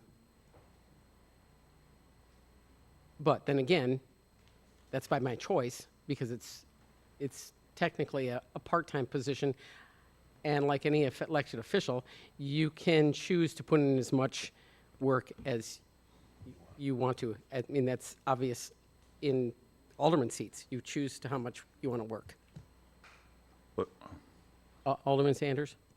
is it the council who help to regulate or determine what a mayor pay salary should be, or scale, or wages should be like, and the hours, and the what I want to say, and this is a wage discussion. As far as hours go, I don't believe by ordinance you can tell an elected official how many hours to work. There's no more than I could tell you. You have to put so many hours in. well, I mean, we're using measures here to determine wages, and we're trying to find out who's all involved in making these determinations. Is it the council? Is it the staff of the city? Who regulates that? Who makes that determination? If it's not an ordinance per se yet, and to increase a particular office with wages, salary, or whatever the case is, what part of the council, what part of this city agency governs what it is that determines the mayor's salary and what percentage and the hours? And not only that, who's keeping stats? Stats. Who's keeping the status of of what you're working and what you're worth? Who determines that? You know, I thought it was by your peers. Yeah, I thought it was by your peers. Well, the wage is determined by the council. It's set by the Yeah, council. set by the council. That's what I thought. And coming back to who does stats, I mean, The status, keeping up your status. like what your- how much I'm working, is that what you Yes, mean? those Well, kinds of that things. again comes back to, as an elected official, Mm-hmm. no different than the council, how much work do you choose to put in? Yeah, but I didn't know that as council that we can put our own opinions. We can influence other opinions to go along with no percentage wage increase. I didn't know council can sit here and vote on something like that or make that determination without a full-blown discussion on it. Well, that's what the discussion is, so you have to set that by ordinance, which is what Yeah. this discussion is to move forward with an ordinance. And the staff suggested a 3%, the clerk suggested a 4%, Alderman Shadle suggested a 0 for alderman increase. Attorney Zito? Just to answer Alderman Sanders' question, so end all be all, compensation for elected officials is determined by the council, okay? Okay. There are, in our current ordinance, there's no set hours, 8 to 5, 2 to 6, whatever it is. There's no set hours for alderman or the mayor. And and I will say that that's probably typically pretty standard, that you don't set Well, I set heard hours. an expression of full-time collective time is put in per week, or 30 hours per week. Well, that right there says a lot to me. When somebody puts that out there like that, that lets me know that something is regulated to make that increase for the mayor or any elected official, depending on what time that they're putting in to serve the people of the city. I didn't know we were in that position or in that area to regulate each other, to make that opinion to determine whether we're 0%, 1%, 2 or 3 or 4%. I thought it comes collectively together that we are gonna vote on it. But who's the narrative? Who's narrating whether or not these subject matters should come up? Who's bringing this subject matter up? Do we all speak on it as councils to determine what it is that the council wages or increases should or should not be? Do we weigh in on that? Correct.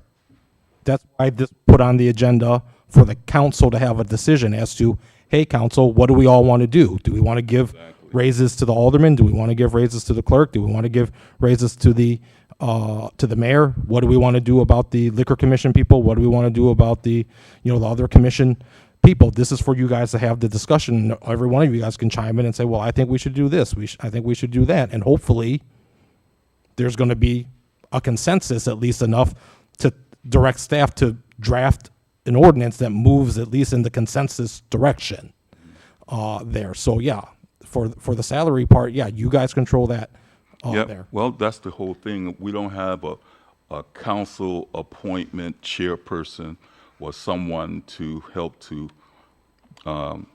direct or shape the narrative of what we should or should not be doing as far as how we come to our conclusions on anything that we decide to do. There's no set person. In other words, we're all just running wild in the council, not liking your viewpoint, not liking your viewpoint. These are the viewpoints that I feel, and how we should go about determining whether or not who has the best solution and explanation for why they're saying what we're saying. We're saying what we're saying. So that's the reason why I'm asking, So if you want, if the concern is that, well, each individual council member might not know what's out there or what should the rate be there, well, what you guys have at your disposal is staff. You can direct as a council staff, can you go get some comparables as to what other communities our size are paying their elected officials? And then they say, okay, are some of them quote unquote part-time mayors, or some of them quote unquote full-time? That's a misnomer. I'll be the first one to tell you that how much a elected official is paid is kind of indicative of maybe what you're intending the hours to be. For example, just using the mayor position, if you're paying the mayor, let's say $25,000, that is most likely not a full-time job. So you're most likely not expecting them to put in 40 hours a week. If they choose to put in 40 hours a week, that's fine. Now, other mayors get paid $80, $90, $100,000. At that compensation level, you're probably expecting them to be in the office at least 40 hours a week. I'll give you the absurd example, though. For whatever the elected official is, whether it's alderman, clerk, mayor, whatever it is there. You can set all the expectations you want and compensate them there. Every one of you guys could choose to show up or not show up to any meeting for the most part, and the recourse for the most part is at the ballot box.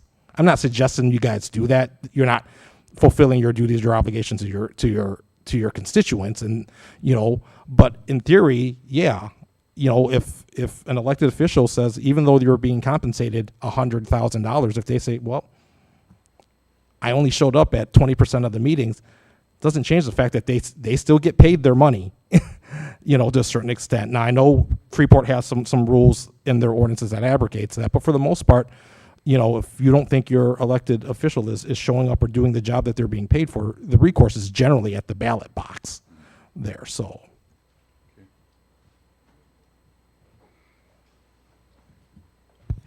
Manager Boyer?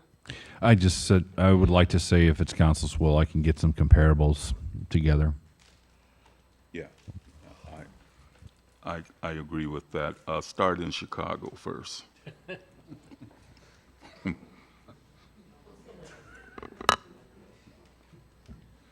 Mayor, I'm sorry, you said, what's the latest? My recollection is that we have to swear in officials at the second meeting in May. That's what our ordinance calls for, is swearing in at the second meeting in May. I think I backed out 180 days from that, and it is, I think, mid-November is the absolute deadline. Obviously, you never want to put the absolute deadline. That's why I think IML recommends that sometime in October, that most communities, if you're going to do a change in compensation for elected officials, that you do it sometime in October. So given the fact that we have 2 meetings generally, to the extent the direction could be given so that you could have the ordinance at the first meeting in October for first reading, second reading at the second meeting in October, and then it's done before that November deadline. It gives you a little wiggle room if you absolutely need it, because you could push it to the first meeting in November and still be okay. So what that basically means is we need to put something forward for the first meeting in October. Right. But in the meantime, excuse me, this should be some kind of formal discussion, that we should not just allow the time to elapse in desperation in order to determine where we're at in our own mindset. I think that it would be nice for us to talk about this as we go along. Alderman Monroe. Thank you, Madam Mayor. City Manager, do you think you could pull something together maybe by the, by the cow in October? Then that looks like we're going to have to suspend the rules in October.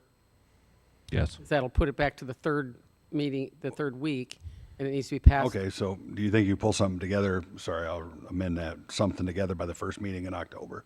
Yes. Okay, perfect. Thank you. Is that fair? As a discussion item?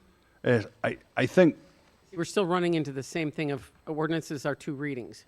right. And what I think my idea would be is that gives the city manager a chance to chat with each one of us, get our thoughts, put it together into more of a comprehensive, along with the results that he gets back from his comparisons, the comparables, and then we can all kind of, talk through it. Because, there's going to be little things that we probably don't totally agree on that we can work out, but I think we can get to a place. So are you saying that he should have this discussion with each of you and bring it on as an ordinance for the first meeting in October, so that way you can, as the first reading? I think that would be the goal, mainly because if we get to that point, we don't have to suspend the rules and we bring something in. And if we don't reach an agreement, then we always have that option of falling back We to still have the the cow. opportunity to change things. Right. It's getting the process. And then it has to be quick. I think I understand that, but, at the same time, here we are, the 16th, we don't have another meeting this month. So, we're in that position where we have to make it a little bit quicker, but yet not crush the city manager in the process and his staff. No, I think as long as I'm not hearing any objections with that direction for staff, I think that's fine. I think that gives us marching orders. Sounds great. Did you say? It's time to go home? Okay, now we'll move on to department heads reports. Finance? Nothing, Your Honor. Thank you. Community development? Nothing tonight, Madam Mayor. Thank you. Public works? Yeah, just a few updates. City crews are working on Iroquois, Chicago, and State. We have a contractor in right now grinding the streets. Should be done by Thursday at the latest. Looks like next week we'll be into paving those streets. Please keep your vehicles out of the way if you live on those streets. It greatly enhances the time we'll be able to get the work done when we're not chasing residents to move their cars. Adams Avenue, they started today doing some final shaping out there on the road. That should probably take most of this week. We should see some black binder going down pretty soon. They should just be doing a little bit of concrete work and some dirt work out there right now. Ridge and Westwood, the water main is being completed right now. I would say they're probably close to being half done with water main at this point. That project should be done by Thanksgiving. Water treatment plant, just an update on that. Soils, the contaminated soils, most of that material has been removed from the site and hauled off. They actually are installing piles that the buildings will go on the sept and the UV. They've started installing the lower structure, the sump area, and more concrete to work, so it's getting fairly busy out there with a lot of contractors working. Also, lead service lines. We're about 2/3 done with this package so far. I tried to get a number on how many we've completed to date, but I wasn't able to get that before the meeting. So a lot of good projects, a lot of work being done, and it's going to be a very busy fall. Thank you. Fire? Nothing this evening. Thank you. Police? I have no report. Thank you. Library? I just want to remind everybody that we're taking registration for our pumpkin decorating contest. So you'll have until September 28th to register on our website, and then you get a free pumpkin to decorate like a book character, and the voting will happen closer to Halloween. So. Thank you. IT? Thank you. And I don't think communication is in here, is he? Nope. City manager? I would just like to invite anyone interested. We're having a ribbon cutting on Oak Avenue tomorrow at 7:45. So if you can make it, you are invited. AM. Okay, I have 3 events I don't know if everyone's aware of them, so I was going to have you put these on your calendar if it works. Thursday, the 333rd National Guard is being deployed, and they will be heading to Alaska. They're going to be deployed out of the Masonic Temple, and Governor Pritzker is expected to be in attendance. I don't have any details other than just that, so when I find out timeframes, I'll let you know. Also, then next weekend, there is a celebration of life. It's the continuing of the peace within the community. So next Friday, the 27th, if you're available at 10 o'clock in the morning, it's going to be cleaning up debris and trash along the Frank Street between Chicago and Carroll. And then on Saturday, the 28th, will be the block party, which is music, food, resource tables, meet and greet kind of atmosphere. And then on Sunday, the 29th, there will be at 11:30 a.m. in that same spot will be church in the street. And then also put on your calendars for October 7th, which is a Monday at 2:30. Congressman Sorensen is scheduled to be here for his nearly $1 million check presentation. So if you want to put that on your calendar as well. So we will move on to Council. Alderman Clem. Nothing this evening. Thank you. Alderman Monroe? Thank you, Madam Mayor. Just a reminder, this Thursday at 6:30 p.m. on Farmdale Lane, we've got the Country Estates Neighborhood Watch get-together. I almost called it a party. There are cookies there. If you like good cookies, they have great ones. That'll go until about 8 o'clock, and that's all I have. Thank you. Alderman Simmons? I don't have anything, thank you. Thank you. Alderman Parker? Nothing tonight, Your Honor. Thank you. Alderman Stacy? Yes, since it wasn't mentioned, I would like to mention, Saturday, the 21st, there will be a air show at the airport. Gates open at 10:30. The show starts at 1:30. There is a $15 general admission. Children 10 and under are free. So let's go out and support our very important airport. Thank you. Alderman Shadle? Nothing tonight. Thank you. Alderman Sanders? Nothing, Mayor. That leaves us with public comment. The first that was signed in is Jim French. If you'd like to go to the podium, and you have 3 minutes.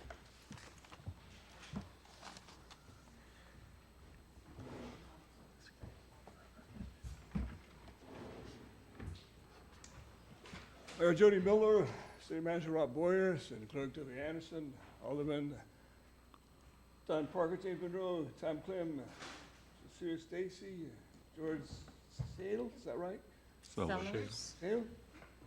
Larry Sanders, I don't know, Simmons, is it your name? Okay, I'm sorry, you must be new. I'm here tonight as a new resident of Freeport, Illinois, and my wife and I moved in April 15th. We are glad to be here. We are glad to be in Freeport. Freeport is known as on the website, as a jewel of a city. I don't know if you knew that or not. It's recommended as a place for people to come and retire. It's a wholesome city. The people here are friendly, they're intelligent, they're wise, they're cheerful, and energetic, and forward-looking. And we are not strangers to Dakota. Freeport, we've lived in Dakota since 1983. Freeport's been the center of our activities, our grocery shopping, our doctors, medical things, gas stations. We've been active in Highland and Wintershek plays and musicals. Debbie Anderson right here was Wendy, and the star of Peter Pan out at Highland some years ago. I worked with Don Parker. My goodness, the guy is the chief of the police while we were putting in 911. I mean, we helped pass it, but the implementation of that took a lot of work. If you want to see who put the place and got the city of Freeport's council and center to be in the Freeport Police Station, you owe it to Don Parker. And so anytime you want to give that man a hand, say, Don, we thank you for what you've done for the public safety of the city of Freeport. Thank you. Yeah, you're welcome. You're welcome. And I've had a chance to meet. I worked with Mark McElroy, the former mayor, on a county government. I think Jim Gitz, if he'll have me, is my new Freeport lawyer. I know Judge Galrup. I've met him a couple of times. He's a great guy. And I married Jody Miller. To her husband. I was the pastor that officiated at their wedding. So I got a few creds here. Dr. Quinfridge is my wife. She was a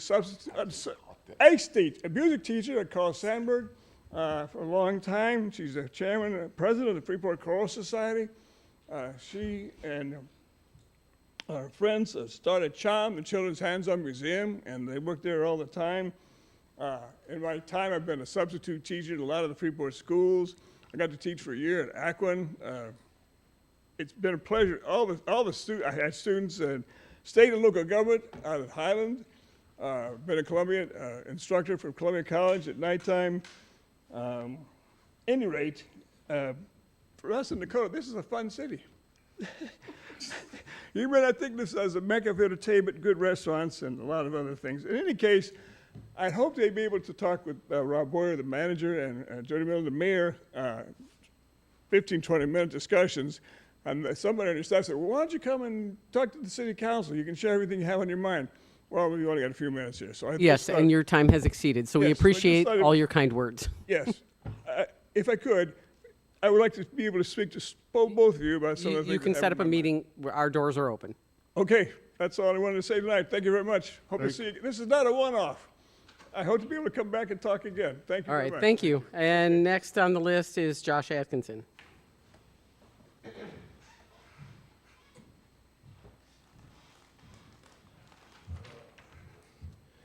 Good evening, Madam Mayor and Council. Joshua Atkinson, Freeport here. I apologize because I guess I signed the wrong sheet. I thought I was going to speak before, but that's on me. Stupid me. I'll be as clear and direct as possible. Last week, one of our neighbors came before this council and spoke about the 49 young men who make up the Highlands baseball team. These students were recruited from all over the Central and South America, leaving behind their families and homes for an education and a shot at going pro. But they're struggling here. These young men don't have the basic necessities, like winter coats. Over the past week, has anyone here cared enough to reach out to any of them? Thank you. I visited these young men myself after their practice last week, and what I saw was unacceptable. I joined in with the PUSH organization, represented by Frankie back there, which she was there serving food because these kids don't have enough to eat. I saw 4 young men crammed into a filthy 2-bedroom apartment, sleeping on the floor, with no table, no chairs, no place to unpack their suitcases, not even an appropriate place to study. The appliances were rusted and the overall conditions were terrible. But despite all of this, these boys were nothing but respectful and gracious. It's embarrassing to see how Freeport and Highland are treating these young athletes who chose to join our community for a shot at a better life. We should all be ashamed of this. Now let's bring this full circle, which is why I wanted to speak ahead of time. The bike path expansion can wait. I urge you all to get a hold of Highland and let them know that there is a better use for their $330,000 input into this plan. It would be better spent on helping these student athletes and others under their care succeed. Rather than another 4 miles of bike path only benefiting the west side of town, we had to hear a lot of talk about how much you all love the children when it came to possibly spending $1 million of taxpayer money on a water main extension to Open Bible. So where is that heartfelt energy when it comes to these 49 kids? We cannot continue to neglect our residents, visitors, and infrastructure and expect our population to stop declining, businesses to return, and the drugs and guns to disappear. If you truly want to represent this community, now is the time to step up and take real action. Thank you. Are there any other, Wendy?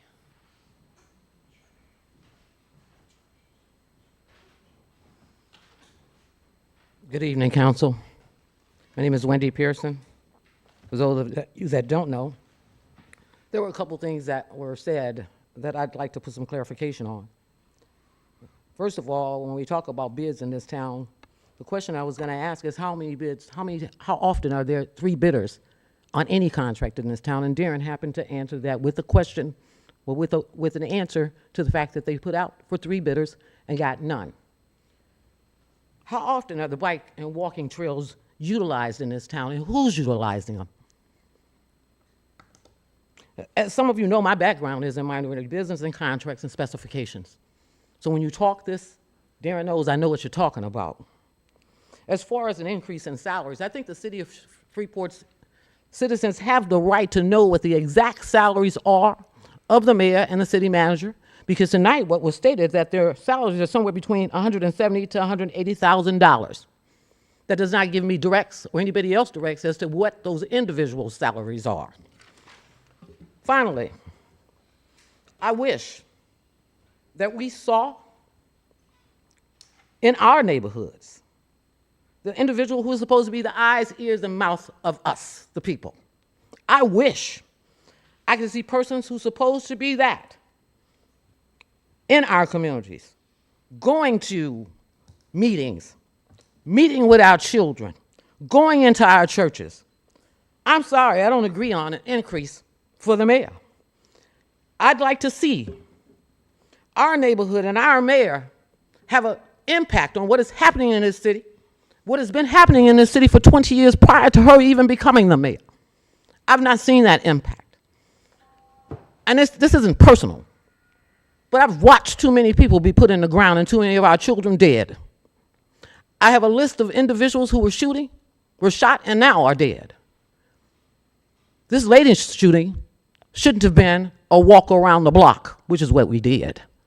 It should have been in our neighborhoods. It should have been with all of you, every one of you city council meetings, walking the streets with us, and I have not seen that from any of you. It's time to change it. It's time to stop the shootings. It's time for everybody to be involved in what is happening in our community, because it's not just happening in the black community. It's happening all over Freeport now. Black, white, kids, young folks, old folks being traumatized by gunfire. A chief who has had to go out on a limb to try to keep from killing one of our own, and I've had those conversations with him, and I'd like to say thank you. Because that situation is one that I have been thinking was going to happen in this town for a very long time, and we've had that conversation, and it has happened. Your 3 minutes has exceeded. We need change, people, and we need you all to help with the change, not sit on your butts in here. Yeah, Get on the streets. Your 3 minutes. And just so you know, my salary was posted in the memo, so all you got to do is read it. I'll tell you, at the beginning of the term, I made $27,915, and Break it down. for you. No, break it down. Are there any other public comments? Then I'll entertain a motion for adjournment. So moved. Do we have a second? We have a motion made by Alderman Shadle, seconded by Alderman Monroe. All those in favor?